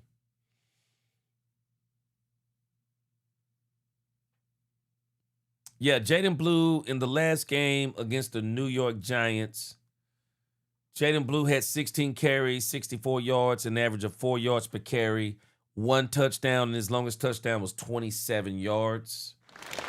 His longest run was 27 yards, had a touchdown. But Jaden Blue looked really good. He really did. He looked really good. But again, I'm just telling you, they're going to give Jaden Blue, I believe, every opportunity to succeed. And then if he doesn't succeed, then they'll figure out something else. And I've already told y'all this, and and then we'll go to the nightcap section. But I've already told y'all this. I'm not buying that because I look at this the same way I looked at Tyler Guyton and Nate Thomas. If the Cowboys are telling me at the end of this week coming up, if the Cowboys are telling us that Jaden Blue isn't good enough, and if Jaden Blue isn't good enough, doggone it, Jaden Blue is not good enough. I don't buy that a Bonnie Conda or Jayshon Corbin are the answers. I think you got bigger problems if Jaden Blue ain't what you want him to be. If Jaden Blue, you determine this quick, and I don't think they're going to determine it this quick, but if they do determine it this quick, I think the Cowboys need to get more serious about bringing in some running backs. I think they need to get a little bit more serious. I'm not trusting my team to a Bonnie Conda. I'm sorry, that's crazy to me. I'm sorry, I can't buy that. That's crazy to me. It's irresponsible. It's irresponsible to me that if you don't think Jaden Blue is good enough, then go out there and get a doggone running back. Don't go out there and say, yeah, man, we got a couple of guys on here, they're pretty good. And no, don't go out. No. Go get a running back. Go get yourselves a running back, man. I showed this the other day. I'm not buying this, man. If you tell me that you're not going with Jaden Blue, can somebody go out there and talk to Joe Mixon? Could somebody go talk to Joe Mixon? I'm not sold on Najee Harris, but I might take him over Bonnie Conda. You got Austin Eckler out there. Antonio Gibson. You got Nick Chubb out there. Even though Nick Chubb, if you look at the stats, Nick Chubb and Malik Davis were the same person last year. There are other guys you could bring in. Raheem Mostert. I think about bringing in Raheem. I would definitely think about bringing in Kareem Hunt. Him and Javonte, if you ask me, they kind of run the same. You got Alexander Madison. I ain't thinking about Miles Sanders. I'm telling you, man, the lunatic, I think Joe Mixon may have given up. We'll see what happens. I haven't heard anything from Mixon. But I'll tell you this, all I'm saying is I'd be making a phone call. I would be making a phone call. I mean, I would at least be trying to have a conversation with Mixon's agent. Like, what's going on with him? What's the medicals? What's his mindset like right now? Got Travion Williams out here. Now, if you go get Connor Tommy Solo, if you go get Connors, that's going to be a trade. You giving up something. Yeah, you giving up something for him. So I don't know if you're going to do that. Jabril, what do you think the next move should be? Well, you already know where I am. I'm not sold on the Cowboys tackle room. Quinn, if it was me, if I were the Cowboys, I got to go get I got to go get Taylor Decker. I got to have a conversation with Taylor Decker also. I got to have a conversation. I at least want to see what Taylor Decker is wanting. Can we afford it? Because I'm telling you, I believe everybody would sigh a sigh of relief. Man, I'm telling you, Darius Davis, shoot. Boy. Joe Mixon, I'm sorry, but I would at least be given a call. Yeah, 100 proof. You got Mostert out there. No hate on the Bunny Conda. I just think there are better options out there. I do. Abanikanda to me is old school way of thinking with the Cowboys. That's the old way of thinking. That's the old way of thinking. But if I'm a betting man, which I'm not, but if I were, I still believe the running back room is going to be as follows. Javonte Williams, starting running back. They may list Jaden Blue as the second running back, but Jaden Blue actually isn't the second running back. Jaden Blue is going to be his own thing. And then Malik Davis has earned the right to be on this team, and I believe Malik Davis will be the third running back, but in reality, he's going to be the second running back because Jaden Blue is going to be the gadget guy. That's what I think it's going to be. That's what I think it's going to be. The Cowboys got some plans this year. I think they're going to treat their running back situation way different than they have, way different than they did in Shotty's first year. They're going to treat it way different. But now, let's talk about the 2027 ramifications. Yes! Here we go! So what are the 2027 ramifications? Well, I'm going to tell you where I'm going with this. I'm telling you where I'm going with this, and I'm pretty sure y'all know. What are the 2027 ramifications as it applies to Von Miller? I got two of them. Let me show you what these ramifications are.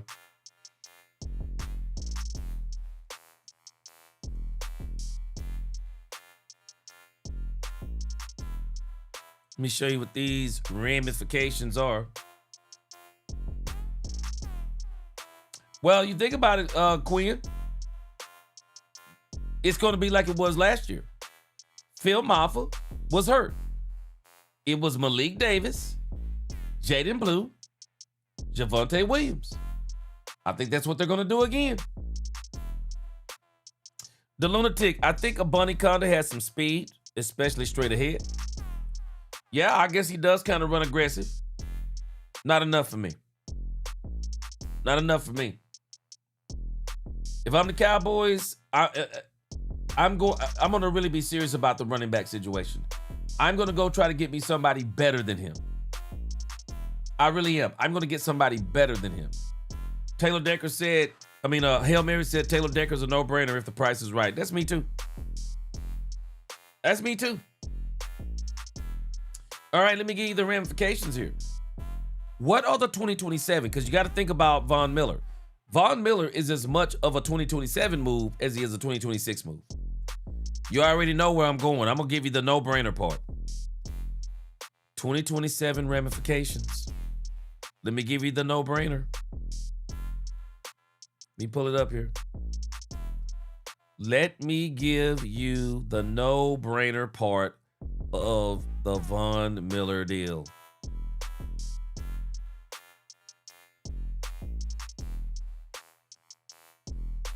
No brainer. George Pickens. No brainer. George Pickens. Von Miller tells me that there is going to be a conversation about George Pickens after the season ends. I believe it will proceed as follows. The Cowboys are going to throw the second franchise tag on George Pickens. They're going to throw the second franchise tag, and I think it'll be just like the first one. I believe it's going to be just like the first one. They're going to make it ridiculously high. They're going to make it 2 first-round picks again. The price for George Pickens went up, and the Cowboys are going to play the game because they know I don't think there'll be a team out there, for as good as George Pickens is, if they are saying they're going to go out there on that open market and get $40 million in the team, give up 2 first-round picks, that's going to be tough. That's going to be tough, tough, tough. Tough. I believe George Pickens will be a Cowboy long term. Von Miller tells me that George Pickens' contract is the next contract they're going to do after the season is over. Season over, new season begins. Cowboys will put the tag on him, not so that they can keep him on the tag, but so that they can get him signed. George Pickens, I believe, is the long-term ramifications of saying, Von Miller, 1 season, and then we'll go next season and see what we're going to do. Yeah. That's the long-term ramification, I believe, of Von Miller. Because I do believe the Cowboys signed Von Miller with a long-term plan in place for George Pickens. A long-term plan for George Pickens. Then, and let me tell you something, it is Cowboys After Dark. Somebody said something to me that I thought was really crazy. They said that they believe the Cowboys could shock everybody. Sign George Pickens next season to a long-term deal. Let CeeDee Lamb play out the last year of his deal, where you get 2 years of CeeDee Lamb and George Pickens together to go for the Super Bowl in 2026 and 2027. And this person was saying to me that they believe George Pickens gets the extension and Lamb gets traded. I mean, that's way too far to look at. But if you think about it, you can see it happening. I mean, George Pickens is younger. Lamb will be, 29 going on 30? Don't mean he won't be able to still play. But the way Camden Brown has been playing, the way Ryan Flanoy is playing, Pickens, Camden, Ryan Flanoy, you trade George Pickens in 2028. You never know.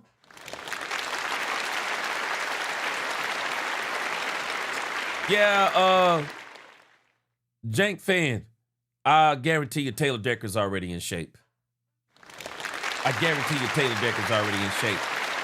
And the reason why I think he's in shape, because I think he already knows that at some point in this season, the phone's going to start ringing. Oh, I bet you Taylor Decker's already in shape. Already in shape. D-Cuz said, tell me what quarterback Pickens going to. I'm waiting. I don't think he's going anywhere. I don't. I don't think it makes sense for him to go anywhere. The Lunatic said this front office don't have a long-term plan on anything. I think they do on Pickens. Just like they had a long-term plan on Quentin Williams. No, they got a long-term plan. They do. It don't mean that long-term plan gonna work out. But I guarantee you the Cowboys got a long-term plan on George Pickens. They have a long-term plan. It don't mean it's gonna work out.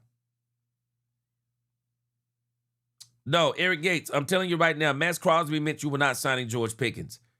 Not signing Maxx Crosby says you can still sign George Pickens if you want to. Because now you'll be in a situation to where the players that you want to develop, Jayshon Barham, Malachi Lawrence, they're going to be those players that you want them to be or closer to the players you want them to be. And now you can go and say, now we'll replace them in the draft. Because let me give you the second ramifications for Von Miller. Some people are always saying, F those picks. I don't think the Cowboys said F those picks. The Cowboys said the 2027 draft, just like everybody else is saying, the 2027 draft is going to be off the chain. This is what everybody's saying. And a lot of people have been saying that you don't want to give up draft capital in this coming draft. So the Cowboys, they own 2 picks The Jets will get the rights to whichever one of those picks wind up being higher. They got a second pick, third round pick. They don't have a fourth round pick. They don't have a fifth round pick because they also traded that for George Pickens. So they got a first, second, third, and they got 2 sixth round picks. They got 2 sixth round picks. If the Cowboys were to get Maxx Crosby, they would actually be down to a second, a third, and 2 sixth round picks, which would actually only equal up to 4 picks, which I'm pretty sure the Cowboys would probably do some kind of magic, find a way to maybe get a pick here or there, but they would definitely be out of that first round pick. And the Cowboys, if they would have got Maxx Crosby, I believe they make the same offer they made before. It would have been a first round pick and a second round pick. First round pick 2026. First round pick, 2027. Second round pick 2028 is what they would have done. What they would have did for Maxx Crosby. So the Cowboys aren't going to do that, and I think they're going to keep these. I think they're going to keep these draft picks. I believe they're going to keep these draft picks because at the end of the day, if worse comes to worse, the Cowboys can trade George, but I don't think they're going to trade George Pickens. I believe the plan is going to be to extend George Pickens. And Jerry kind of hinted, if you think about it, Jerry kind of hinted at extending or signing George Pickens to a deal when he was talking to Kay Adams. Jerry Jones hinted at it. So I'm not going to be surprised. But for me, those are the long-term ramifications. George Pickens is still on the table. George Pickens is still on the table. Because if you sign George Pickens, if you sign Maxx Crosby, George Pickens actually isn't on the table. He isn't on the table. But without signing Maxx Crosby and signing Von Miller, that means that your 2027 is still there. You don't have to do anything with it. It's still there. And if I were the Cowboys, especially now that you got Von Miller, don't touch that first round pick. I'm keeping it. You never know what can happen next season. Keep it. Keep it. You got Von Miller. If I'm the Cowboys, don't do anything else. Save that money in case you want to do something at the trade deadline. Keep that money if you don't do anything at the trade deadline. And I'm telling you now, George Pickens, if Von Miller is balling, I don't think they do anything at the trade deadline. And if they do, I don't think it'll be major to where they got to give up a whole lot to get it. But you never know. Miami could be sucking it up. The Miami Dolphins could be sucking it up by the time we get to the trade deadline. What if the Cowboys added Jordan Brooks? What if the Cowboys added Jordan Brooks? They go to Miami and Troy Aikman and say, your season sucks. You're 1-7, you're 1-8, or you're 1-7 or 2-6. Unless you go on a ferocious run, your season is over. Why keep Jordan Brooks? Why keep Jordan Brooks? Trade Jordan Brooks to the Cowboys for a first-round pick. I think it's that simple.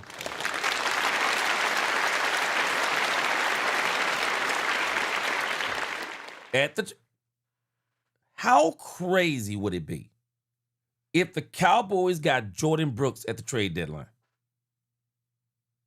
Jordan Brooks. And you pair him up, Von Miller, Gary, Quentin Williams, Kenny Clark, Overshown, D. Winters. That'd be hardcore right there. But again, getting Von Miller, it gives you so many options. It does. It gives you a lot of options. It does. So I like it. I like what they're doing. I said it, and I've been saying it. Von Miller made sense. It was a no-brainer move. It was a no-brainer move. Let me see what Big Brad says. What's up, Big Brad? He said you can't say on one hand you wouldn't be mad, but then say you're against it. No, I can actually say both of those things because two things can be true. I wouldn't be mad if they got Maxx Crosby, but I'm saying the same thing I've been saying. You don't need a Maxx Crosby level defensive end to win the Super Bowl. I got facts on my side, Big Brad. You know why the facts are on my side? Because I'll challenge you and anybody else. Name me the top 10 paid edge rusher in the game that's won a Super Bowl in the last 10 seasons. Give them to me. I'll wait on you. Cowboys don't need a Maxx Crosby level of defensive end to go to the Super Bowl and win the Super Bowl. How do I know this? Because teams have been doing it for years. They've been doing it for years. Bottom line, they've been doing it for years. But again, you know, the Von Miller thing, I really think when you think about this in the grand scheme of things, the Von Miller pickup is a long-term look also for the Cowboys because Von Miller says, I got flexibility. I still can do something at the trade deadline and keep Von Miller. Or I don't do anything at the trade deadline. Maybe I don't do a big move at the trade deadline. I still will have money under the cap next season so that I can do something else I want to do. It's that simple. Von Miller was a great move. No matter how you slice it, Von Miller was a great move. Absolutely great move. Worley said Crosby out the picture. No doubt, he's out the picture. I agree. Actually, I don't even think he was in the picture after the Baltimore Ravens thing. I don't think he was in the picture. The lunatic said, Aaron Donald's come out of retirement. Oh, it's no doubt about it. He's coming out of retirement, I believe. The question going to be for them is the money. And I'm pretty sure they're going to figure it out. But Aaron Donald ain't coming out for no chicken feed, man. Shoot. Aaron Donald going to bust the bank on them boys. Aaron Donald going to bust the bank on them boys because Aaron Donald understands something. A Super Bowl is not guaranteed. Shoot, Aaron Donald, I'm telling you, I believe Aaron Donald going to bust the bank on him. And if he don't bust the bank, well, that tells me that Aaron Donald really believes they're going to win the Super Bowl. That's what that tells me. He tells me they think they're going to really win the Super Bowl. Yeah, Tommy Carter, I really do believe Maxx Crosby is more of a 2027 discussion. But again, man, the way Cowboys have been drafting and developing talent might not even be a question in. I Am Him said, I think Leofau did better than Sam in his normal position. That's the problem because Leofau was always at the QB. Yeah, you know, the big thing with Leofau is just a victim of what's his been now? Two different defense coordinators, now three. Three different defense coordinators in 3 years. And now he's under a coach who's got a plan that really don't include him being a major part of it. And that's the same thing that Shotty said. He said, unfortunately. Yeah, it's unfortunate. It happens sometimes. You get a new coaching regime. This is what's happening over there, I believe, with Josh Sweat. They got a new coaching regime. The coach for the Arizona Cardinals loved Josh Sweat. I think that's, is it Montez Sweat or Josh Sweat? I always get them mixed up. But Sweat, who's over there in Arizona, the head coach or the ex-head coach loved Sweat. He brings Sweat over. He gets fired. They're saying that the new regime ain't so big on Sweat. And that's one of the reasons why Sweat wants out. And unfortunately for Maurice Leofau, he's not like Sweat. Sweat got a huge contract when he went to Arizona. Well, Maurice Leofau was on his rookie contract. Makes him even more expendable. It really does. You're not going to lose a lot of money if you give him up. So we'll see what happens. I still say they should have. I still say Rather than changing Maurice Leofow to an outside linebacker, I think they should have changed him into a safety. That's what I would have did. I'd have changed him into a safety, like Darren Woodson did back in the day. Changed him into a safety. Von Miller's 37, Tommy Solo. But understand, Josh Miller's in shape, man. Josh Miller is in shape. Man, he a different type of animal, man. Okay, D-Cuz Worley, so that's the deal, $7 million?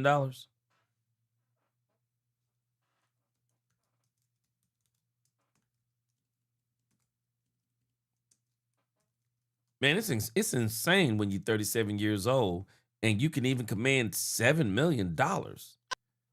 Wow. That is crazy. Telling you that boy Von Miller different. That man Von Miller is different. Yeah, I think we'll get the details on the terms of the deal. I haven't seen it yet. Yeah, I don't really see it. Yeah, I don't really see it yet. But very interested to see what that deal is. Yeah, Jack fan, it's over with, man. Cowboys said no, they were not going to get they're not going to get Maxx. Now, I don't know, 2027 could be different. But this year, Maxx Crosby is not even a consideration no more. Yeah, Chauncey Jones said,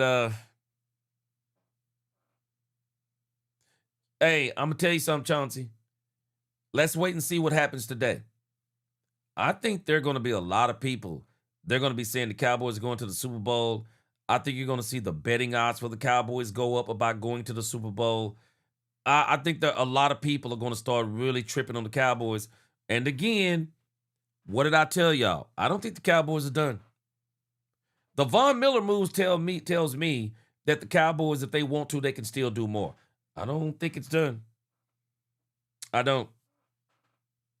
Yeah, Extreme said the teams he plays. Let's see. Wait, hold on. The Lunatic said deal will be heavy incentive-based deal. Yeah, I can see that too. Yeah, 100 Proof said Trigg will start week 7. You say he gonna start week 7. We're gonna see. Even if he doesn't, it don't matter. He gonna play. Even if Trigg don't start, Trigg is playing. He's got too much skill.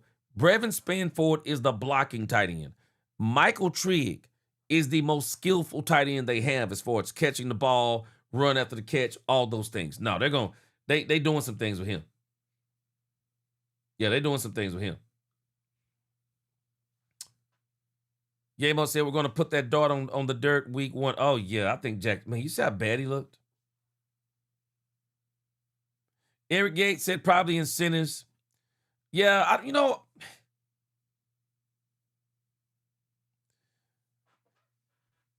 probably will be some, but because of his limited playing time, I wouldn't be surprised if there's a flat rate there too.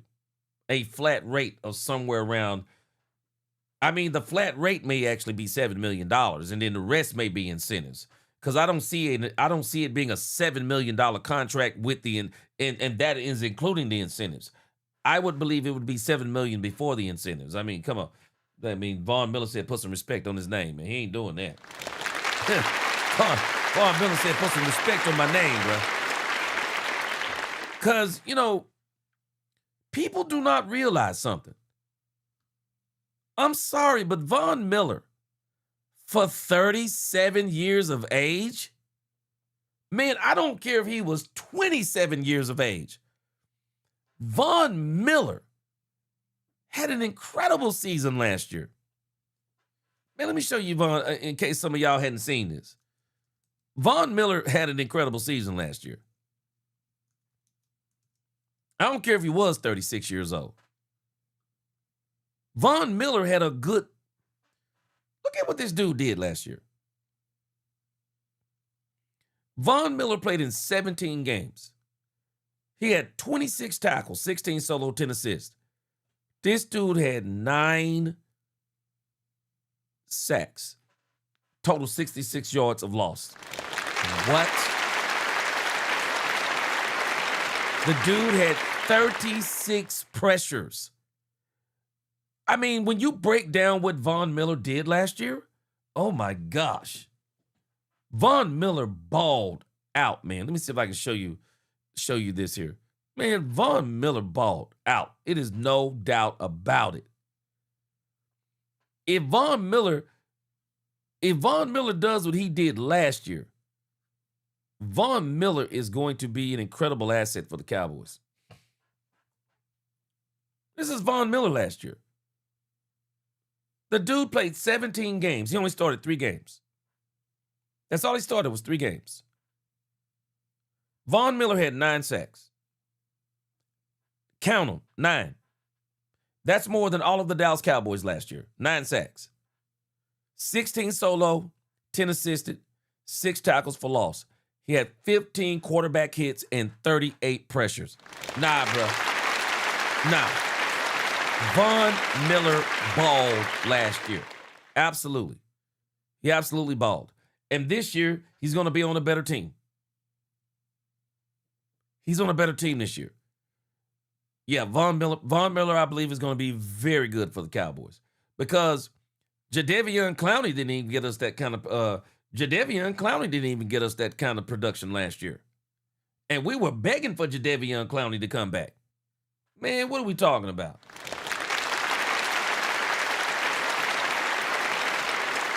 What are we talking about? Man, this dude last year at 36, 9 sacks. It's crazy work. Shoot, if you don't call that, if you don't call that ball, I don't know what you call it then. When a guy only plays that many, a guy only starts 3 games, and he didn't even play the full game in those games.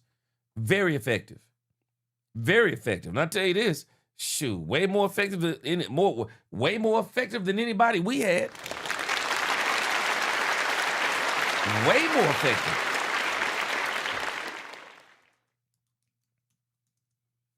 And again, understand, Von Miller, he's just here for a very specific reason. Rushing the quarterback. That's all he's here for. Nothing more, nothing less. That's all he's here for. And for that purpose, Von Miller is going to be great. That's all you need him for. You don't really need him for, because you already have players who can stop the run. Let me see here. I was trying to find.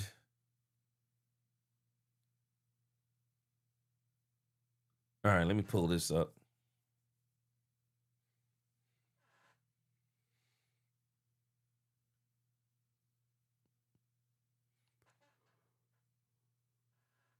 Think about this. Von Miller was the 19th best edge rusher in the game last year. Or, I'm sorry, he had the 19th most sacks last year. He's 19. Keep in mind, there are 2 edge rushers on each team. Von Miller at 36 was at 19. Do what? Stop it. Von Miller played better than just okay. Yeah. He played better than just okay, man. Von Miller played really well. And so he'll be good to go. I think Von Miller's going to be good to go. I think he's going to fit very well into the Christian Parker system. And I think as the season goes on, folk who are skeptical about Von Miller right now. Thank you, Lorenzo. That's actually what I was looking for. He only played 420 snaps last season. It's incredible. Man's production was really good. There's no other way to get around it, man. His production was really, really good. So the Von Miller thing, I said it yesterday. I said it the day before yesterday. Man, Von Miller just made sense. Just made sense. Bottom line, just made sense. So it made dollars and it made sense. It made sense. We got him. Ain't no use in us complaining no more. Amen. Ain't no use complaining now. We got him. We got him. Ain't no point in getting him and complaining. Nope, we got him. We got him. So I want to check this out now here. This is our last segment of tonight. I want to check out Shannon Sharpe, boy. It's been pain in Shannon Sharpe lately. It has been paining Shannon Sharpe. Shannon Sharpe is having to admit the Cowboys are doing things right. Is killing him. Is killing him. And I know he ain't going to talk bad. I'm sure of it. He is not about to talk bad about Von Miller. Let's see what these guys over here, let's see what they have to say about Von Miller. Hold on a second. Let me pull this up. Yes! Here we go! All right, let's see. I want to get the cut. Yeah, let's get that one right there. Hey guys, it's your favorite Unk here. Go ahead and click that subscribe. All right, this is Shannon Sharpe and Ocho Cinco talking about the Dallas Cowboys picking up Von Miller. Let's check it out. Button below so you don't miss a single episode of Nightcap. That button right here. Come for the sports, stay for the stories.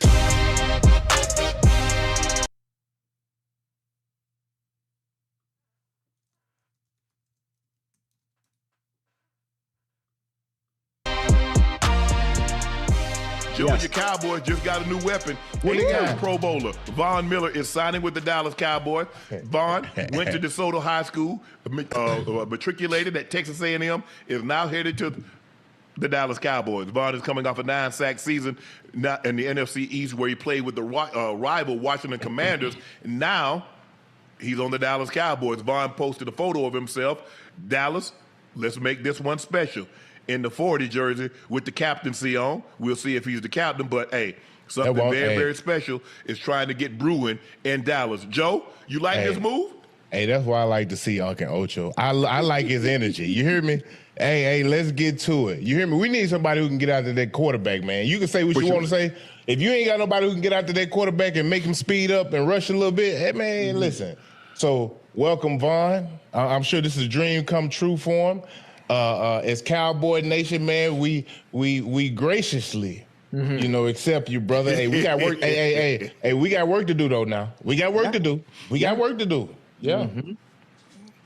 Ocho, what you thinking? Listen, I'm happy for him. Anytime you get to play in your home state for one of the best franchises of all time, hell, maybe the best, from a football standpoint, franchise of all time, right in your home backyard, family can come, they ain't got to fly nowhere, go right down there in Arlington. It's always a dope thing. And then for Von having the success he had last year and having a 9-sack season, I think maybe a year or two, maybe 3 removed from an ACL injury, and still being able to be productive like that is at his said position, where at one point he was top 3 at what he did. So I'm happy for Von.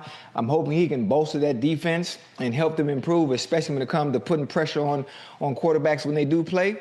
That's going to be tremendous for them, tremendous for the Cowboys. Very, very good pickup. Very good. And this is another thing, Uncle Joe.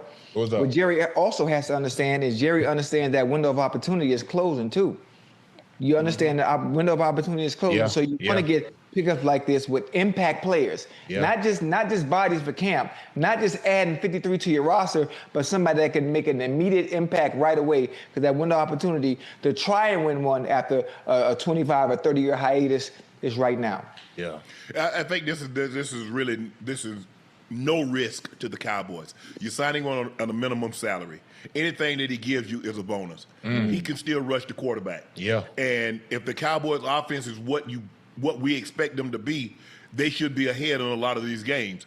So it should take the run element out of it. A lot of these games. Now, obviously, there are going to be some games there's going to be nip and tuck, and they're going to have to come back. And the defense is going to have to make plays to get them the ball back.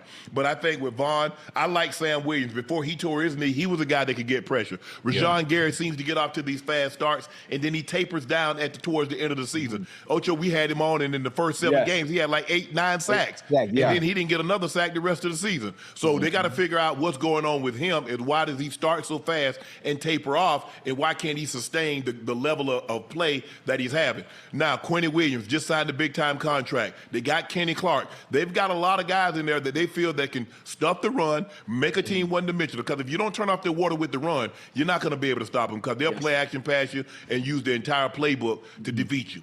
So I like this pickup for Vaughn. I'm happy for Vaughn. I know he really wanted to go back to the Broncos, but they're so deep at that position. I wish he could have finished his career with the Broncos, but unfortunately that doesn't seem like it's going to happen. But he's found a home very close to his home in Dallas with the Cowboys, and I'm excited for him and see what, because he's still bendy. He ain't what he once was in Super Bowl 50. He is not what he was when he got to help get the Rams to the Super Bowl, but he still can pressure the quarterbacks. Could I see a scenario where he has 7 to 8 sacks this year? Yep. Based on what they have offensively, I absolutely could see that. Yeah. Joe, I know you're extremely happy about that. Well, listen, man, anytime we can get some help, especially defensively, Uncle Ocho, y'all know, man, that's what we suffer the most. Offensively, we pretty good. But defensively, getting after their quarterback, causing hell, getting, like Uncle say, getting some hell raisers down there. Man, listen, that man back home, he going to show up and show out. Yeah. Hey, Ocho. Yeah. Like my boy say, Mortimer, we're back. We back, Ocho. We back, baby. Hold on, Joe. Hold on. Let's play some games first. Now on paper, I know it looks good. Here he go. Dip it down a little bit. Hey, listen, Joe. I'm talking good about you. Now, offensively, that's the Cowboys' identity. That's the Cowboys' identity offensively. Now, maybe you can stop the run. You got Von Miller, you got Quentin Williams, you got Kenny Clark, right? Yeah. But again, they're gonna test your secondary, Joe. I know you got Caleb down, but I'm saying they're gonna test your secondary. That's always been that's one of your weaknesses as well. I agree. So I agree. We're gonna see what Bland we're gonna get this year. What the Ron Bland we're gonna get. Can we get the one when Brother Diggs went out and he came in and had hey, Uncle, it seemed like every week he was taking an interception back to the house. Oh, yeah, DeRon Bland? Yeah. DeRon, Yeah, Hey, he need to get some seasoning to his game get back now. to that? Yeah, hey, the boys have got some experience under their belt, man. Look, we back, baby. If our secondary can hold up Uncle Ocho, they ain't got to be held worldwide or nothing like that there. You know what I mean? Be pedestrian, be pretty damn good. Like, we'll be all right, bro. Yeah. Okay. It's not, Joe, I like y'all. Joe, I ain't got no You problem heard what with he said, Cowboys. Ocho? What? Huh? Talk about if his secondary could be good. If a dog had a square butt, he poop blocks. Come on, man. But it's round, Come so on, we know man. what come out. Come we on, know how man. it come out. Come on, man. I'm just saying. Hey. Ocho and I, we don't want you to get too high, Joe, because we don't want to have 18 weeks you being disappointed. Nah. We don't like Hey, I don't care what happened, man. Listen, we ain't going for that this year, bro. I'm going to keep it real with y'all. Right. Champ, the Cowboys fans, look, I promise y'all, man. Look, if I had to go down there and talk to Dak, CD Lamb, and pick my damn self, you hear me? Yeah. Man, we're going to get something done this year, partner. You best believe that. Okay. What y'all get done, I hear Joe? you. Yeah, you know, hey. Just sit back, y'all watch the show, baby. Okay, Get your I'ma sit popcorn ready. Yes, sir. sit back. Diamonds on my neck, I bend. Yeah, that's what Von Miller going to be doing. Bend. Boy, I did not know ISO Joe. Boy, I did not know ISO Joe was a Cowboys fan like this. Boy, this dude is a fanatic like us, man. This dude, ISO Joe is on it. He is on it, Starlight. He own it. Yeah. Ben, yeah. Ben getting to that quarterback. Hey, Y'all done started? Let me tell y'all something. Let me tell y'all something, boy. The last thing y'all wanted for them Cowboys to jump out, I'm talking about we jump out running. Ooh, y'all ain't gonna y'all jump out like 7-0, huh? Boy, y'all ain't gonna want to see me every Sunday or Monday. Yeah. Well, y'all ain't gonna want to see me. Boy, I'm gonna cut up on here. Joe, listen, I'm happy for you. You gonna probably start the season about 1-3. No. 2-2 at the Ain't best. happening. Who Nah, gonna ain't start happening. 1-3? Nah, ain't happening. Oh man, I don't know. You must 1 been and on there. 3? Hey, you must have had some Laporte before you got on here tonight. You had to. Ain't no way in here. You. Boy, ain't no way the Cowboys started. Ain't no way the Cowboys started 1-3 unless something has happened, man. Cowboys ain't starting no 1-3. They beating the Giants on the opening night. I believe they're beating the Commanders when they come back to Dallas in the second game of the season. We'll see what happens in Rio de Janeiro. It's going to be the first true test for the Cowboys' run defense. And then you're playing the Texans. Man, C.J. Stroud is playing like le trash right now. I mean, he is playing like le trash. We ain't starting no doggone No doggone 1-3. More like 3-1, if anything. Shoot. We ain't starting no 1-3. Hey, I don't even believe we're starting 2-2. Nah, we winning 3 out of that first 4. There's no doubt in my mind. There's no doubt in my mind. We are winning those first 3 games. Listen. Yeah, I already knew it. Eric Yeah, Yates, you a tripping. Cowboy too. What you talking about? Hey, see, Joe, I'm singing positive praises for your Cowboy, Joe. That's Yeah, but offensively, Joe, ain't nobody finna touch y'all. Y'all got too many weapons. Too many Yes. weapons. Now, listen. Especially with again, Camden Brown and Michael Tree. your interior is solid. Yes. Your second level, I'm not so sure. Second level, I'm not so sure. And the secondary is even more of a question mark, even with you adding Caleb Downs. I'm not saying nothing bad, but I'm saying y'all gonna be all right. On paper, it look good. But on Sunday, everything on paper don't matter. What you gonna do between them lines, boy, when that whistle blow? Yeah. Yep, and then if we were talking about them Bengals, Ocho Cinco would be telling you this bitch. Or if the Bengals would have got Von Miller, Ocho Cinco would be telling you they going to the moon, man. Wait till the season start. Boy, y'all gonna see. Y'all gonna see. We ain't gonna be nothing nice. That right tackle. Yeah, Dirt City love them Right Bengals, tackle. man. I mean, his last name's Steele, but be paired like paper mache. I'm just saying. Yeah, you ain't lying, no Eb. We go 3-1. Hey, no Eb, watch what happened.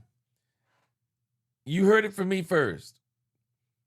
Everybody said the Cowboys' schedule was hard. I've already told you, looking at it, I don't think it's as hard as people think it is. All these people were talking about the Cowboys and this hard schedule.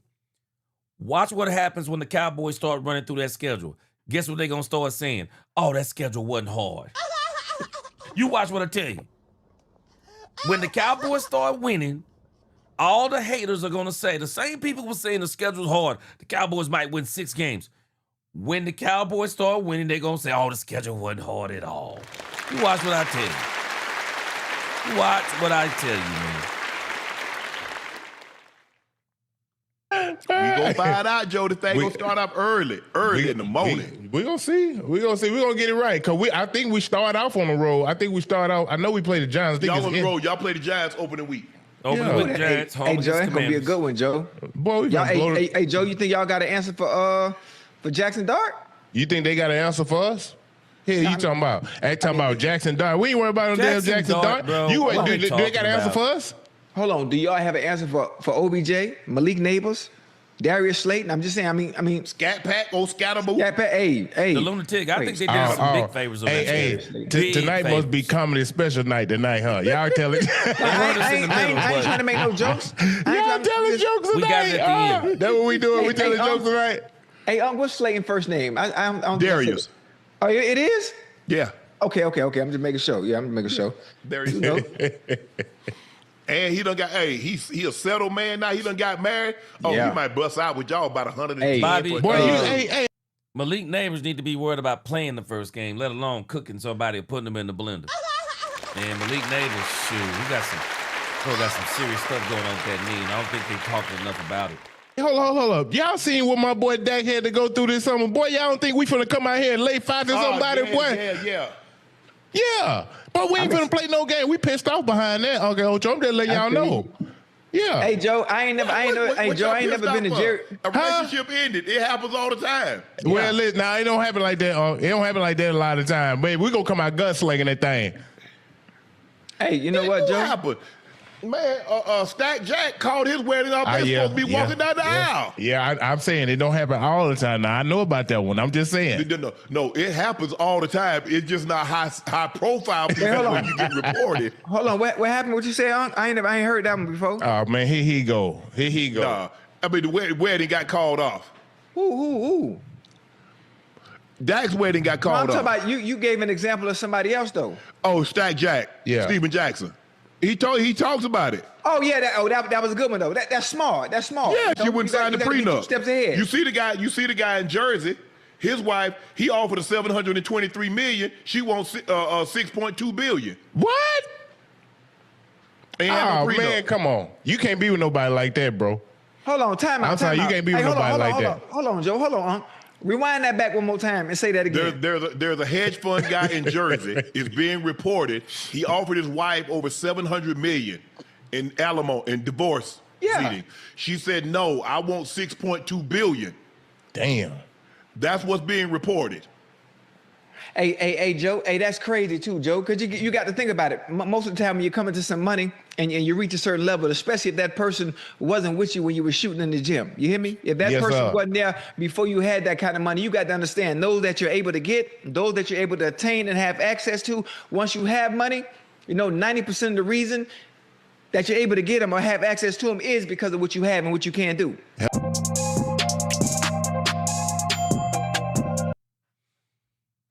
Yeah, man, Uncle Nacho is crazy, man. They funny, man, when they talking with some sense. But they got something else that just came down.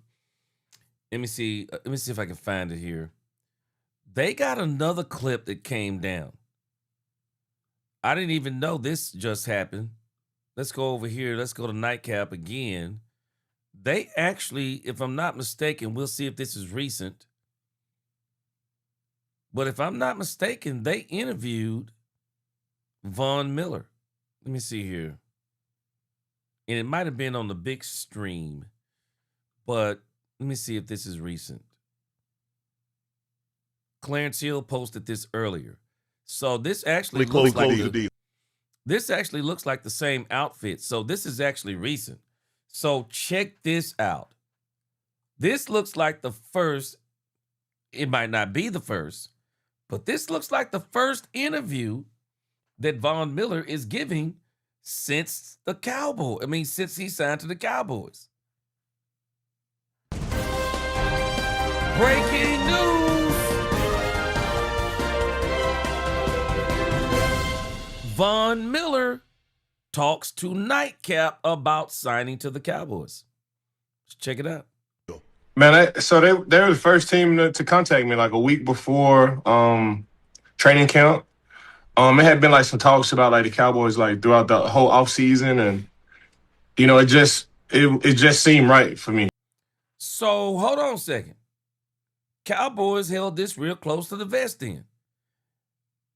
He's saying that they called him before training camp. I see you, Cowboys. I see you. When did you know that this was a possibility, and when did they finally close the deal? Man, they were the first team to contact me like a week before training camp. It had been like some talks about like the Cowboys like throughout the whole offseason, and it just seemed right for me. I live here in the offseason. My mom and my dad are here. My kids are here. I always had a little blue on my heart since I was, a little boy, and Right. I always paid attention to the Dallas Cowboys, and my earliest memory of playing football included the Dallas Cowboys. I heard my daddy screaming in the back, and I ran back there to see what was going on, and he was screaming because the Dallas Cowboys had scored a touchdown. So that's my earliest memory of playing football, and to be back. Here to be back home is it's a dream within a dream. It's like Inception, the movie with Leonardo DiCaprio. They had like my dream has always been to play in the NFL, and to play for the Dallas Cowboys is a dream within a dream. And most of the time, I think about some of the people. I'm not sure why they say, "Oh, Von Miller's old." Oh, he not the same Von Miller of old. What do you say to those people, especially with you having a productive season last year? Having 9 sacks, being able to come to the Cowboys, obviously you being from down there in Texas, how you feel? How's your body holding up? How do you feel a few years removed from ACL surgery? Man, they can say what they want to say about my on the field production, but there's no question about it. I am the best teammate in the history of the National Football League. When it comes to being a great teammate, I just know how to do it. I've been doing it for a long time. I know how to bring the guys together. I know how to win my guys, over. Every team that I've ever been on is not a guy in that locker room that'll say, anything bad about me. And that's what I care about. The guys that I work with, and I'll be able to do that here with the Dallas Cowboys. This is one of the things that I absolutely appreciate about what the Cowboys have done. the Cowboys continue, and I know, there's been a hiccup here or there with Von Miller, but for the most part, Von Miller seems to be a very high character guy. He's going to fit in with this locker room, it seems like, perfectly. He's going to fit in perfect. So, yeah, this is going to be a match made in football heaven. Can say what they want to say. I'm worth, 10 to 13 plays a game. I can win 10 to 13 plays a game, and that's with me not even stepping on the football field. Right. It's just the type of knowledge of the game that I know, and to be able to get the guys to play around me to a level that they wouldn't normally play at. And that has nothing to do. Whoa.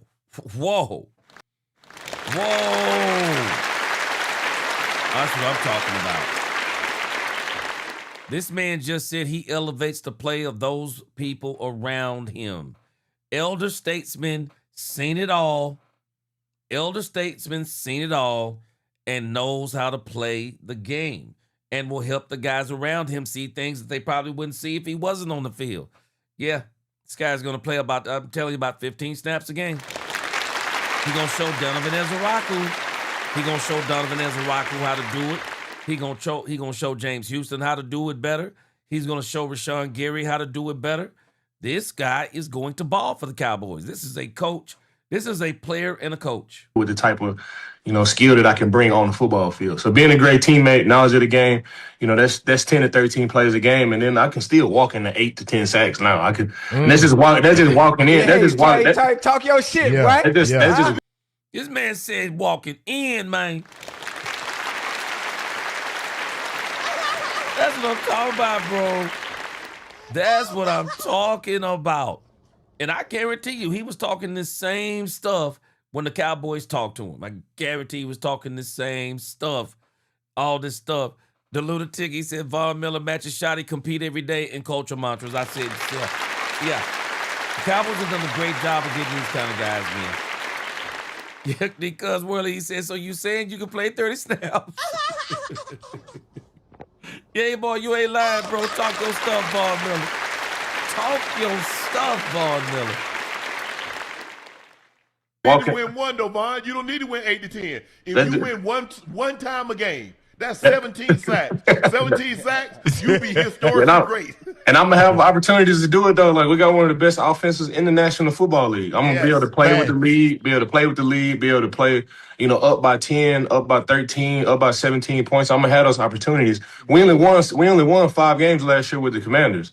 We got hit with injuries and a whole lot of stuff, but we only won 5 games, and I was able to walk into 9 sacks. So just being the type of player that I am, even at this stage in my career, I still feel like I can be effective. Let me ask you a question. Yeah, man. Let's see if I can get some more of that. Let's see if I can get the rest of this Von Miller thing here. It looks like it was on the live stream. Let me see if I can kind of sneak over to the live stream they did today. Let me see. Let's see if I can sneak over to the live stream they did tonight. Let's see. I think this is it right here. All right, let's see if we can get this Von Miller portion in. Here it is right here.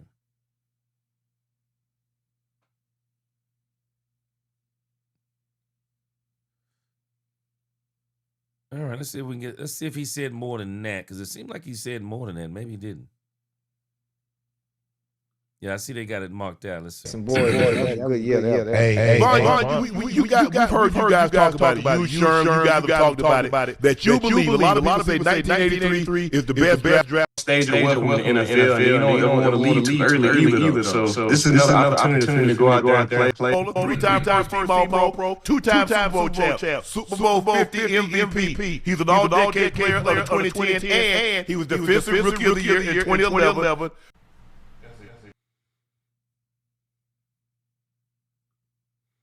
All right, let's get some more of this in with Von Miller. Let's check this out. Yeah. But it's some dudes out there, they dirty. It's a dirty world. It's a cold world. For the second time this summer, Aaron Donald was listed today as working out for the Rams on the NFL. My heart since I was, a little boy, and CeeDee Lamb, Dak Prescott. That I am, even at this stage in my career, I still feel like I can be effective. I can still walk into 8 to 10 sacks now. I could. And that's just walking in. Yeah, That's just walking. talk your shit, Yeah. right? That's just walking. All right, is it still echoing? Shouldn't be echoing now. You win one though, Vaughn. You don't need to win 8 to 10. If you win one time a game, that's 17 sacks. 17 sacks, you'll be historically great. And I'm gonna have opportunities to do it though. Like we got one of the best offenses in the national. Still echoing. Okay, well, I don't know why that happens. Hold on just a second. Okay, echo fixed now. Okay, gotcha. National Football League. I'm gonna be able to play with, and I'm gonna have opportunities to do it over. Every team that I've ever been on is not a guy in that locker room that'll say, anything bad about me, and that's what I care about. The guys that I work with, and I'll be able to do that here with the Dallas Cowboys. They can say what they want to say. I'm worth 10 to 13 plays a game. I can win 10 to 13 plays a game, and that's with me not even stepping on the football field. Right. It's just the type of knowledge of the game that I know, and to be able to get the guys to play around me to a level that they wouldn't normally play at. And that has nothing to do with the type of, skill that I can bring on the football field. So being a great teammate, knowledge of the game, that's 10 to 13 plays a game, and then I can still walk into 8 to 10 sacks now. I could. And that's just walking in. That's just walking. Talk your shit, Yeah. right? That's just walking. You need to win one though, Vaughn. You don't need to win 8 to 10. If you win one time a game, that's 17 sacks. 17 sacks, you'll be. I mentioned this same thing earlier. But you're talking about a player that the only thing you're getting him for is to rush the passer. And if you're going to give him 15 shots at that per game, it wouldn't surprise me if Von Miller could get 1 sack per game. I'm telling you, if Von Miller stays healthy, book it. Von Miller will be double-digit sacks for the Cowboys. I'm calling it now. I'm calling it right now. If Von Miller stays healthy, Von Miller will get double-digit sacks for the Dallas Cowboys. There's no doubt in my mind. You're telling me this player is going to play 15 snaps per game, passing situations only. 15 snaps per game. And some of those games you may be playing with leads. He just gets to pin his ears back, go after the quarterback. You're going to give him 15 opportunities. I believe Von Miller can easily get 12 to 13 sacks. Easy. I believe he can get 12 to 13, 1 sack per game. I believe Von Miller could do it. I do. Ms. Major said I would put my money on that shit. Ms. Majors, come on now. You're not sold on Von Miller. Ms. Matrix, and the reason why I'm saying this, for as good as Jadeveon Clowney is at rushing the passer, I still say Von Miller is better. I think Clowney right now is better overall, run and pass. But I think Von Miller is better at just rushing the passer. I think he's better than Jadeveon Clowney. Great. And I'm gonna have opportunities to do it though. Like we got one of the best offenses in the National Football League. I'm gonna be able to play with the lead, be able to play, up by 10, up by 13, up by 17 points. I'm gonna have those opportunities. We only won 5 games last year with the Commanders. We got hit with injuries and a whole lot of stuff, but we only won 5 games, and I was able to walk into 9 sacks. So, just being the type of player that I am, even at this stage in my career, I still feel like I can be effective. But let me ask you a question. You get 9 sacks again, you walking away? Because I think that had a lot to do with it. I think if you'd have got 2 to 3 sacks, you're like, you know what? Yeah. I ain't got it no more. 9 sacks. 9 sacks. There are a lot of guys that are much younger than you, Vaughn, that can't get 9 sacks in the season. Sacks, yeah. I mean, it's it just depends. You don't ever want to be a guy that outstays your welcome in the NFL, and then you don't ever want to leave too early either, though. So this is another opportunity for me to go out there and play. I was hoping that the Denver Broncos would call, or Buffalo Bills, and none of those teams. Maybe I get another opportunity at that. But I can only take advantage of the present moment, and I got an incredible opportunity to play with a great team, great offense.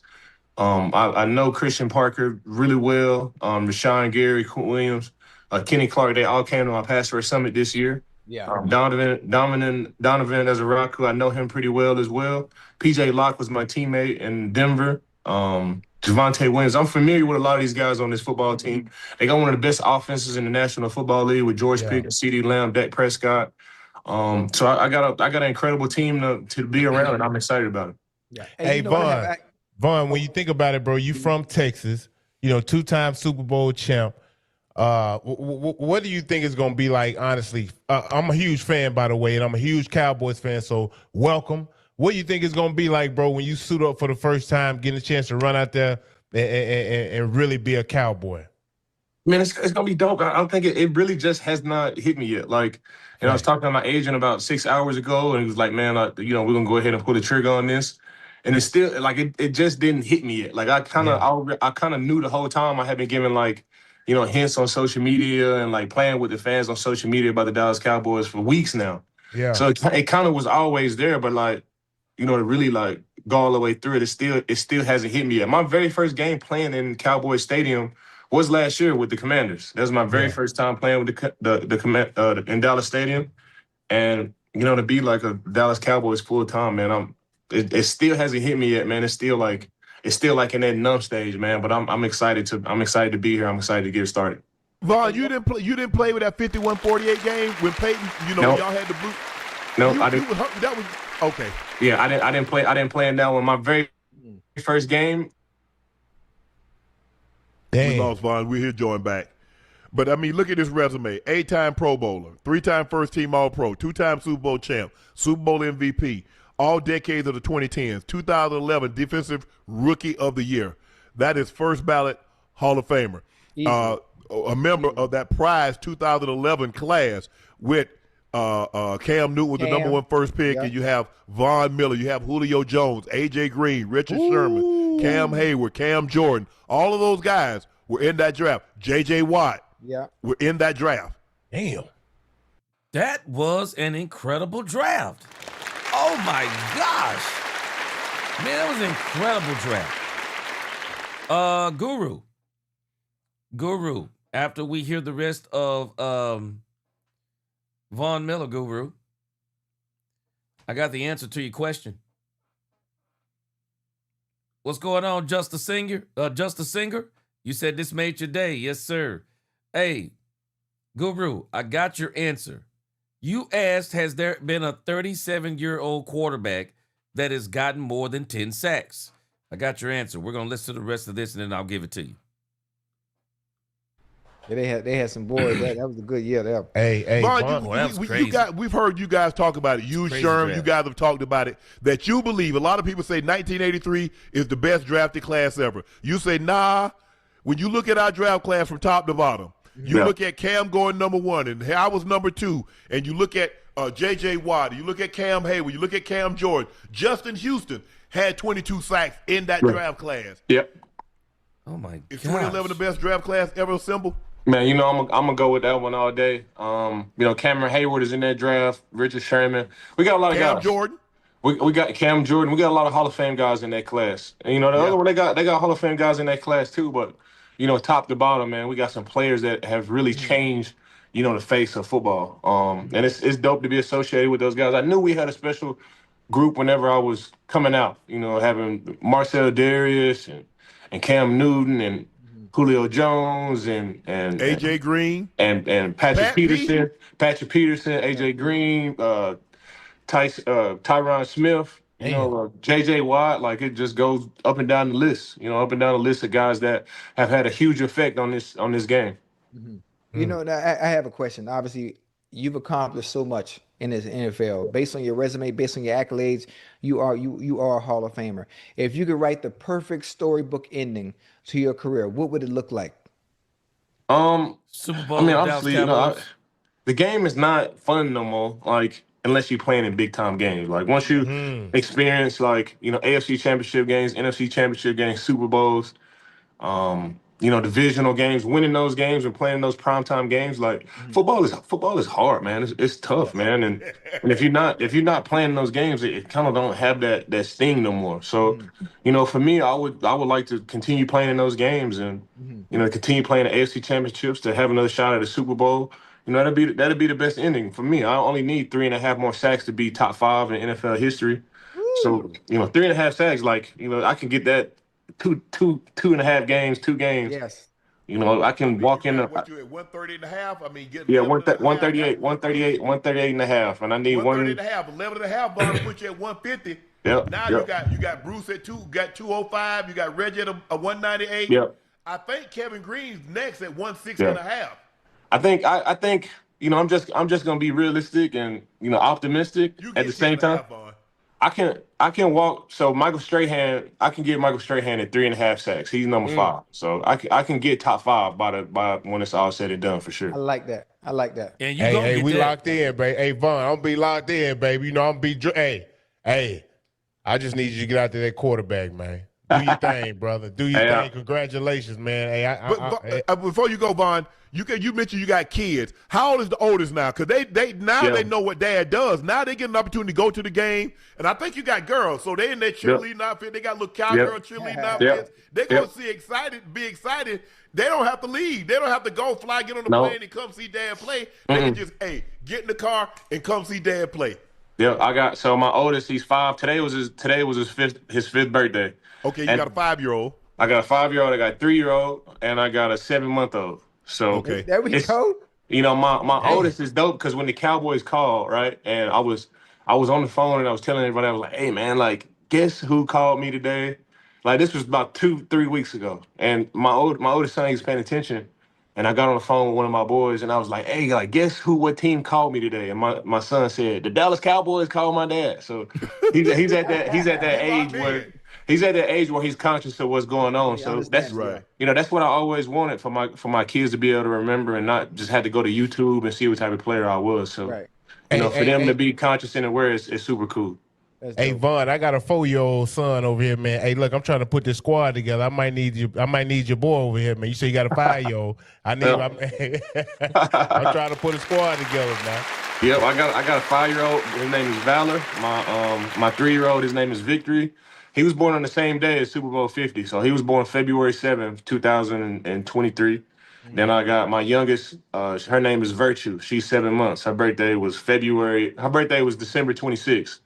So right after Christmas. Wow. Damn. That's dope. Well, Vaughn, I mean, I know that you got to do what you got to do with the Cowboys this year, but don't give up hope on the more Broncos. No, I'm not.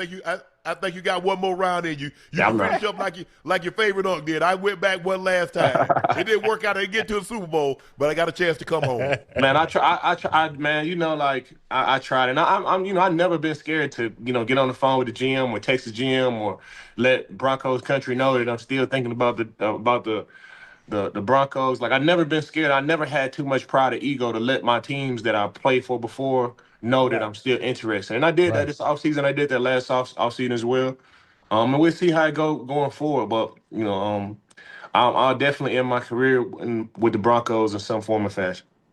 Hey, before we get you up, this is the last one. We're going to get you out of here. You're the co-founder of Green Pastures Chicken. Break down the chicken business. And why these damn eggs so damn high? So, my chicken company is Green Pastures Chicken. It's based here in Texas as well, right outside of Elgin. We have a pasture-raised, organic, non-GMO, humanely raised product. One of our biggest partners is Meat Church with Matt Pittman. He's the official pit boss with the Dallas Cowboys as well. So it was so many things that just made sense for me to sign with the Dallas Cowboys. We sell our chickens at Central Market here in Dallas. And other teams, like I could talk about Green Pastures Chicken, you had to get online to order it.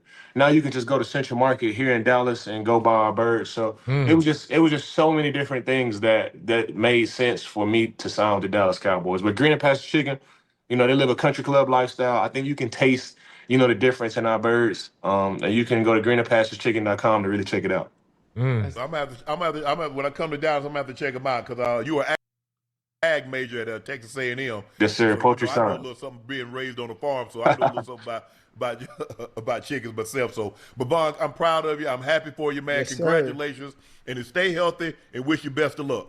Hey, I appreciate you guys. Thanks, man. Thanks, Joe. Thanks, Ocho. I appreciate you guys, man. This was cool. Go Cowboys. Yes, sir. That's what we talking about right there. Come on, man. Hey, come on. Instead of hating on me, man. What me and Vaughn can't, you know what I'm saying? Kick it like how we doing. I'm happy for Vaughn. I ain't happy for you. Damn. I know. I know him 15 years. I just met you like 2 months ago. But congratulations, Vaughn. I'm happy for you. Tell the family I said hello, man, and we'll see you down the road. Hey, I appreciate you guys. Y'all have a good one. Yeah, when you get that first sack, come back here and tell us about it. I got y'all. Yeah. Vaughn Miller, ladies and gentlemen. Oh yeah, we locked in on you, man. Yeah, we got us one. Yeah, we got us one with Von Miller, man. I'm excited. You know, no one else has to be, but I'm excited. I think I said it before. Von Miller made sense. I thought the Cowboys were going to get Von Miller, and the Cowboys got Von Miller. It just made sense. It was the smartest. It's the smartest move the Cowboys have done, or one of the smartest moves. Let me say the smartest, but it's one of the smartest moves because you already got a defense. I think it's obvious that the defense is going to be able to stop the run. The question was, did they have enough firepower that in these 3rd and longs, 2nd and longs, every so often on a first down, Von Miller comes into the game? Do you have someone that can get that quarterback pressure and, you know, hurry that quarterback along and get those quarterback sacks? I think you got that player now in Von Miller. You got that player in Von Miller. And let's think about last year. Y'all messed up. Let's think about this last year. You know, Von Miller let me show you. You know, I know people don't like these kinds of facts, but let me give them to you anyway. I'm gonna give it to you. I'm gonna give you these stats anyway. And people don't like when you start talking about this. But last season,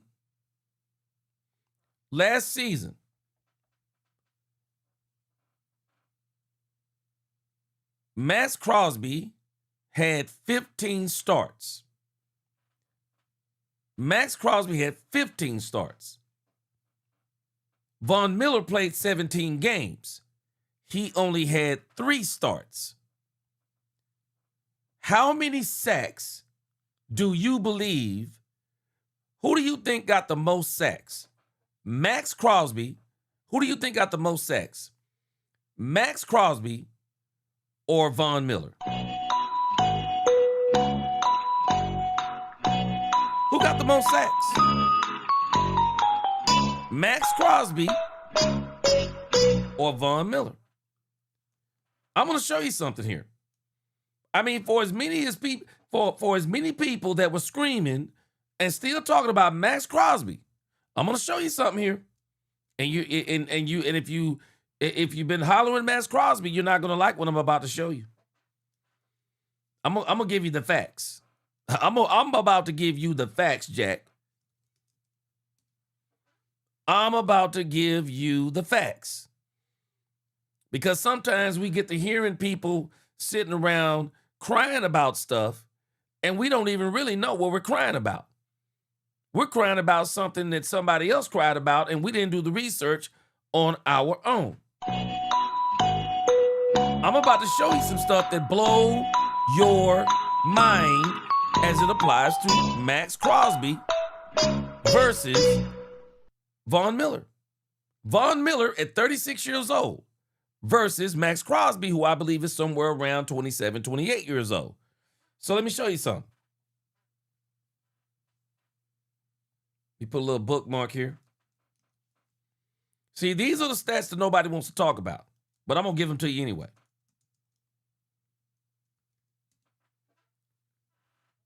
Maxx Crosby played 15 games.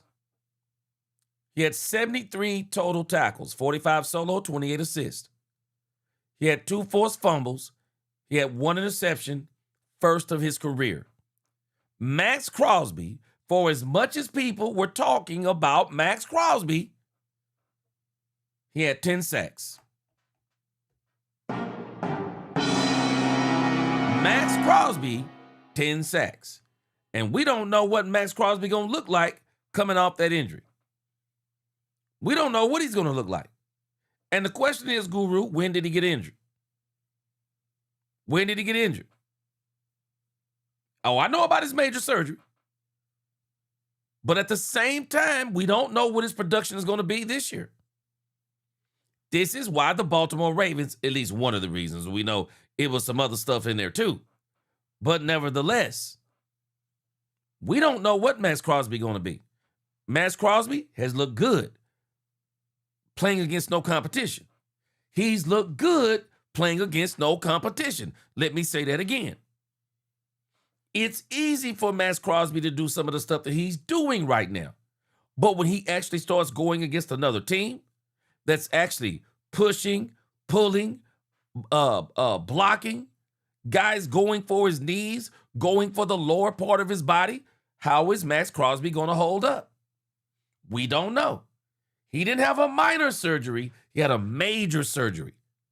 Nobody knows what Maxx Crosby is going to be. And for all the hoopla around Maxx Crosby last season, this dude had 10 sacks. Yeah, he had 10 sacks. Von Miller, with less snaps, only 3 starts, played 17 games, had 9 sacks. Von Miller had 1 less sack than Maxx Crosby. 1 less. I mean, I like, sometimes, man, we go crazy over this stuff. Because I'm always conflicted about quarterback sacks. I think it's a very overrated stat. Because people will be like, yeah, man, he got this many sacks. And then you go back and it's even worse. Because then you go back and look at who that player got those sacks against. And that's when it starts looking real ugly. Because for as much as you say a player got this many sacks, who did he get those sacks against? Who did he get those sacks against?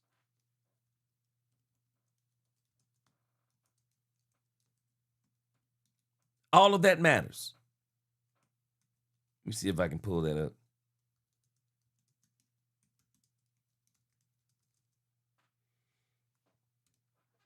When you start looking at stuff like that, you start putting stuff into perspective.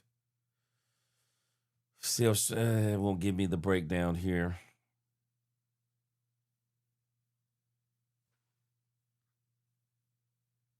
Not at least in the way I'm trying to look at it. Let me see here. Okay, yeah, Maxx Crosby had 10 sacks. Let me see here. Okay, I got him right here.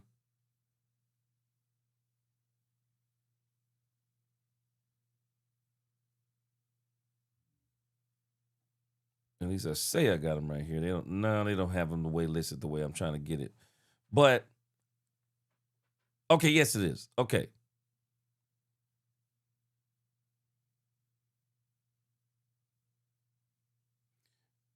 So when you start looking at who these teams get these sacks against, let's see what Maxx Crosby did.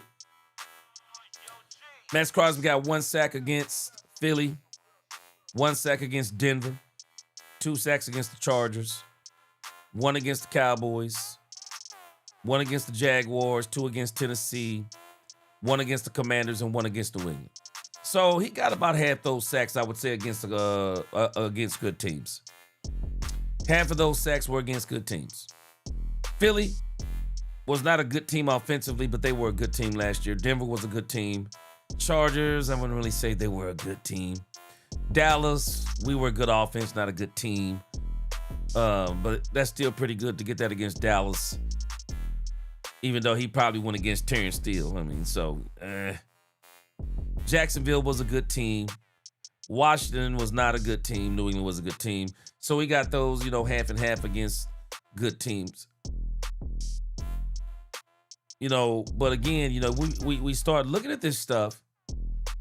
And that's why I say sometimes I believe that I just believe quarterback sacks overrated sometimes. I'm looking for the result of the sack. What was the result? Did it turn the game around? Did you win a playoff? Did it make you win a playoff game or something? And a lot of times these guys who are the highest paid edge rushers, they're sitting at home. They're sitting at home in the playoffs, and they're not doing anything. And if they make the playoffs, sometimes they're getting stopped in the playoffs.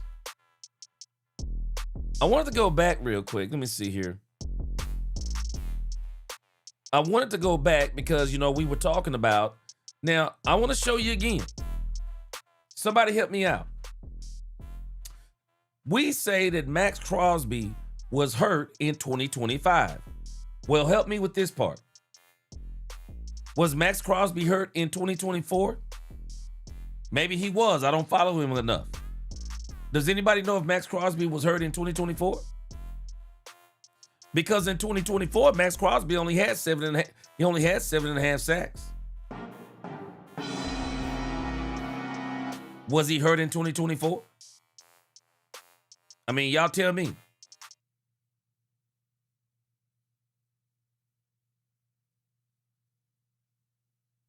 So if I'm not mistaken, that looks like only 12 games. He only played 12 games in, I guess he only played 12 games in 2024. Because I don't really see anymore. That's 12 games. He only got 7.5 sacks. I'm not telling us he isn't good. I'm not even telling you that he's overrated. I'm just telling you this is what it is. And while we're going, people go crazy about Maxx Crosby and this, that, and the other. 7.5 sacks. 28 solo tackles, 17 assisted tackles. I don't know. Was he hurt in 2024? I mean, was he hurt? Let me go to 2023 real quick. I'm just trying to make sure here because I don't understand why that season has so little games. Okay, this season right here, it looks like it's 17 games.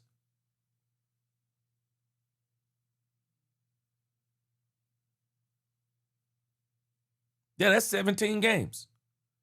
That's 14.5 sacks. So it looks like he might have been hurt in 2024. It looks like he might have been hurt because I only see about, what is that? I only see 12 games. I see 12 games. I see 7.5 sacks. Then I see in 2025, we're saying that he was injured. But I only see 10 sacks. I mean, we really be saying some things about a player, and I just wonder if we really know what we're saying about this player. Because when I look at that production right there, I'm not telling you that that production isn't good, but is that production really that incredible? To where we're saying, if those picks mortgage the future and bring in Maxx Crosby, I guarantee you the Cowboys looked at all these things, and with all things being equal, the Cowboys said, we can get more bang for our buck out of doggone Von Miller. I guarantee you that's what they said. We can get more bang for our buck out of Von Miller because we already have somebody that can stop the run. One thing we know, Rashawn Gary, good at stopping the run. Last year, Donovan Ezaraku, good at stopping the run. So if you already got that portion of your offense, the only thing you're needing is a pass rusher. That's all you're needing. And that's why I keep saying again, Von Miller just made sense. SENSE-CENTS. He made sense. There's no other way to get around it. And that's why I'm excited about Von Miller. I'm excited about Von Miller. I don't know about y'all. Shoot, I'm excited about Von Miller. I just think it was the perfect move. It was the perfect move for the Dallas Cowboys to get Von Miller. And we'll see as the season goes on. I think he'll see. I think we'll see what he is. But I think he's going to be pretty good for the Cowboys. The only thing you need from Von Miller, just like he said, you give me 10 to 13 attempts, and I'll get you a sack every game. That's not even counting the quarterback pressures. Yeah, I'm loving it. Yeah, I'm loving what we're talking about here with Von Miller. And so, man, I'm telling you, y'all just wait. It's 3:35 a.m. here over in the Metroplex. Y'all just wait until these man, I'm telling you right now, I bet you there are some of these people, they are already up. They are already preparing all the stories, all the stats. Von Miller, the Cowboys are actually practicing tomorrow, if I'm not mistaken. Cowboys are practicing tomorrow. Open practice. So we might as well, hey, watch, I say tomorrow, it's today.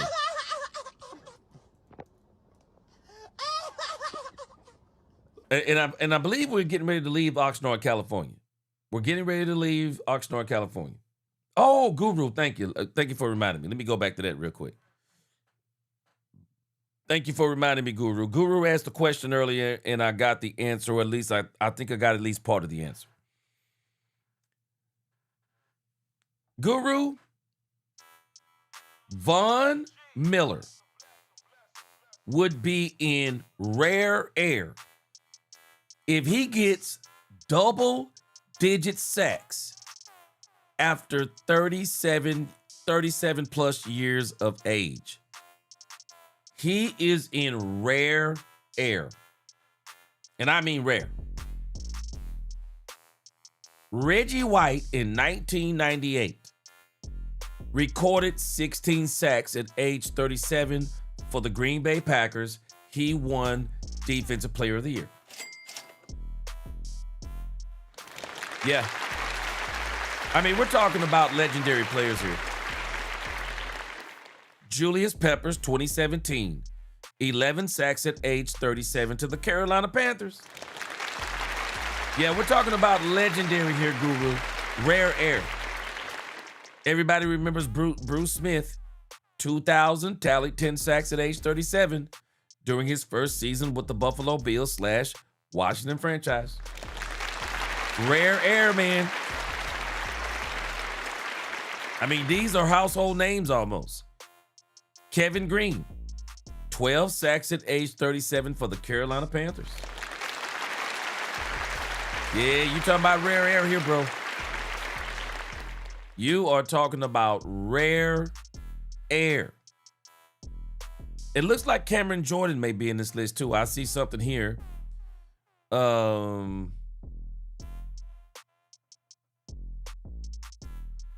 this is Cameron Jordan they're talking about at age 36. Yeah, this is Cameron Jordan at age 36.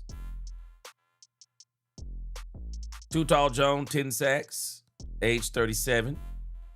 Chris Dolman, 12 sacks, age 36. 15 sacks at age 37. Chris Dolman, wow. That is crazy. And Cam Jordan, 10.5 sacks at age 36. He wasn't 37. And then it says if you extend this to the older players, 60 through 81, Andy Robustelli had 15.5 sacks at age 36, 12 sacks at 37, 14.5 sacks at 38. That's crazy work. Gino Marchetti, 11.5 sacks and 64 at age 37. Doug Atkins, 12.5 sacks in 1968 at age 38. Coy Bacon, 11 sacks in 1978 at age 36. 13.5 sacks at age 37. 11 sacks at age 38. Claude Humphrey, 15.5 sacks at 36. You're talking rare air, man. Yeah, Guru, you're talking rare air here, bro. You talking rare air. To be at 37, even 36, but to be at 37 years of age and get double-digit sacks, I still would put, and I'm not a betting man, I would still, Miss Matrix, I would still place a bet on Von Miller with this current team and this current system and this current coaches. I would still be willing to put a bet on Von Miller gets 10 plus sacks. Because he's going to be playing with elite level defensive tackle play. Rashawn Gary is going to be on the outside. Christian Parker's system. And an offense that will probably be putting up some serious points. An offense that will put up some serious points.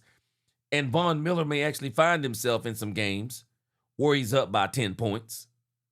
Like yesterday, the Cowboys were up, 17 to 7, and the Seahawks had to pass the ball. You put Von Miller in some of them situations, he winning.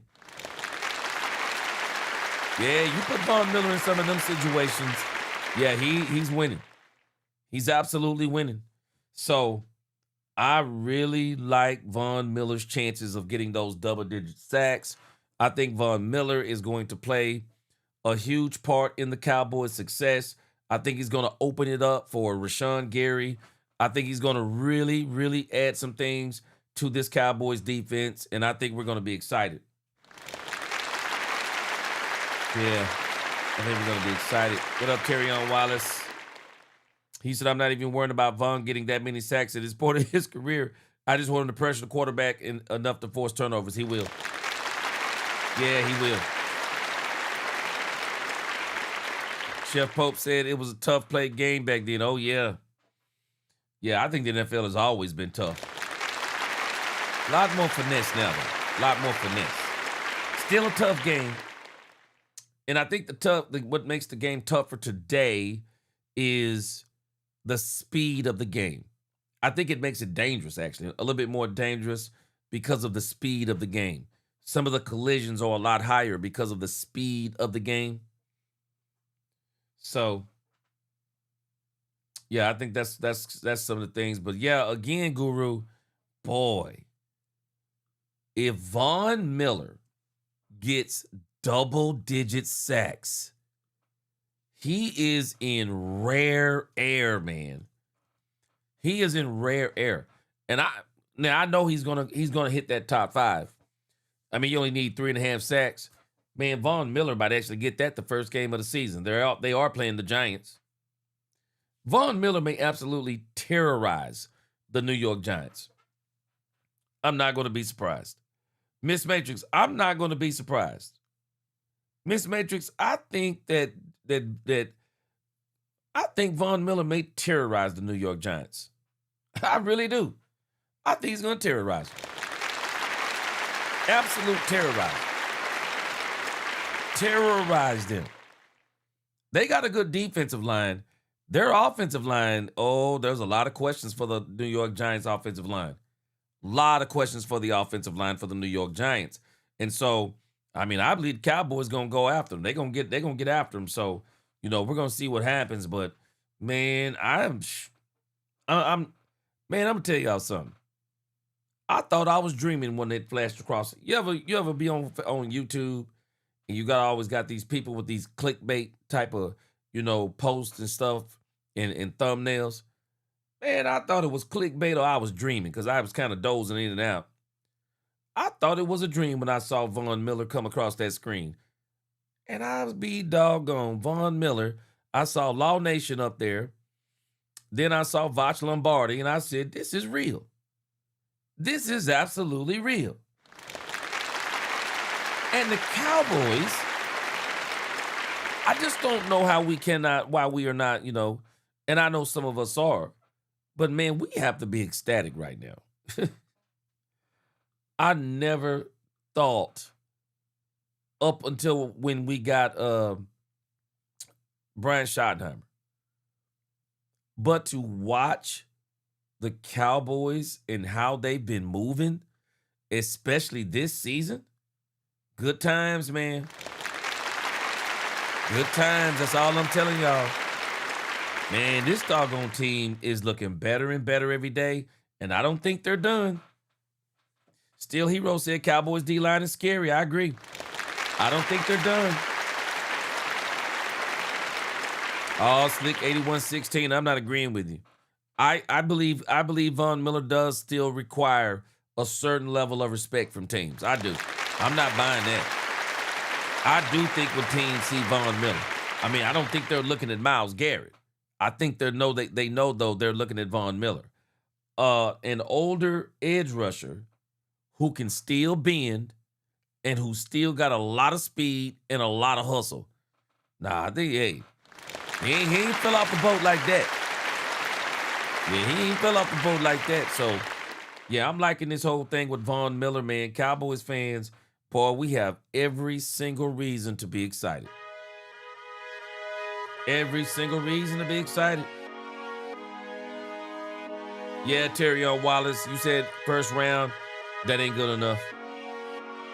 Unless he one of them kind, you take him out the package and he balling out. But he ain't gonna be able to deal with that experience the Cowboys have. Not no rookie. Yeah, not no rookie. Tommy Solo said, Lamb, where's number 88? He's not going anywhere. Well, for sure he ain't going nowhere over the next 2 years. But the Cowboys, man, I'm telling this Cowboys fans, Von Miller 1 year deal. That's an all-in move. It might not be all in by the definition of some. But to sign Von Miller to 1 year, you don't do that unless you think you have a chance to go to the Super Bowl. You don't do that. If you think you're still building and you need a bunch of players, you just say forget it with Von Miller. But if you're looking at what you've been seeing and evaluating this team, you're looking at this team saying, we don't need Maxx Crosby level. I think if we can just get Von Miller, we'll be competing. We'll be competing. Barlows, you say you thought it was going to 5:30? Nah, not enough content on there. Yeah, and I think I probably need to hit the bed because, man, I kind of got my sleep off now for the football season, which I'm gonna actually let it remain off because I want to do Cowboys After Dark now that the season is starting. But if I stay to 5:30, Barlows, I'm gonna be hallucinating, man. I tell you right now, I'm gonna be hallucinating, man. Yeah, I haven't had a lot of sleep over the last 3 or 4 days, but that's all right, man. It's all good for a good reason, or at least you asked me, it's for a good reason. But yeah, man, I'm excited about Von Miller, and you know, I'm gonna probably go to sleep around 4 or 4:30. But boy, when I get up today, I'm telling you right now, Cowboys are gonna rule the timeline today. And I'm sure Jerry's gonna be out there at Oxnard. He's gonna be talking about Von Miller. And actually, Von Miller's already been out there at Oxnard, California. So he ain't gotta fly out there. So I will not be surprised if we start seeing Von Miller press conferences tomorrow. I think we'll probably get 2 or 3 of them. People who are out there at Oxnard, California, and I'm pretty sure he'll be getting his interview at DallasCowboys.com, Christian Parker, Brian Schottenheimer, the Joneses. I think they're all going to be talking about Von Miller. And you watch what I tell you. The Cowboys tomorrow, you're going to see even more excitement and pep in their step because this Cowboys team, if you don't think they're excited about getting Von Miller, even at 37, they got a lot of respect for this man. They got a lot of respect for this man, even at 37. I'm putting respect on his name, even though Miss Max was telling me don't place no bets on him. Miss Matrix said it's a bad bet to bet on Von Miller. I think we're gonna be all right, Miss Matrix. I think by mid-season you're gonna be saying you said he was gonna be good, G. I think he's gonna be good. I think he's gonna be good. But I also think he's gonna help Mike. I think he's gonna help Rashawn Gary. The more talent you put around Rashawn Gary, the better Rashawn Gary is. There may actually be teams who will decide they're gonna single Gary and double Von. And I still say if they double Gary, I think Von can beat single. I think Von can beat single blocks. I do. I think he can beat single blocks. I do. Guru said not quite. He said we still got questions at linebacker. I think we good at linebacker. D Winters, Overshown. You're talking about the interior linebackers because the outside linebackers, I'm good. You got Gary, you got Houston, you got Ezra Raku, you got Malachi Lawrence, and now you got Von Miller. I feel good about the outside linebackers, Guru, where I would probably be a little bit more concerned on the inside linebackers. Because really the inside linebackers to me is where you got all that youth there. You know, Jayshawn Barham, you do got D Winters, you got Overshown, you gotta hope he stays healthy. Justin Barron, Shamar James. It's the inside linebackers, if we were gonna be concerned, That's probably the concern, because you don't have as much of that, I guess what you call that total veteran depth in there. I don't think you really have that inside. So, yeah, that's the true test, Guru. The true test is the interior linebacker situation. Chef Pope said if we get Thibodeau from New York, you never know. Von Miller is going to allow them to make more moves. That Quentin Williams deal is going to allow them to make more moves. We're going to see. We're going to see. But I tell you what, Cowboys fans, I'm here for it. Y'all here for it. We're going to be here for it. We're going to get us a little bit of sleep. We're going to be back up, and we're going to be reporting again. We'll be back up again around 4:30. I'm going to be with the best plays, all the interviews, analysis, anything you name. We're going to be back today around 4:30. Y'all get some sleep. Get ready to get off work. Get ready to go to work, whatever you're about to do. God bless you. Until the next time, DC4L, God bless. Let's talk Cowboys. We talk facts. Peace.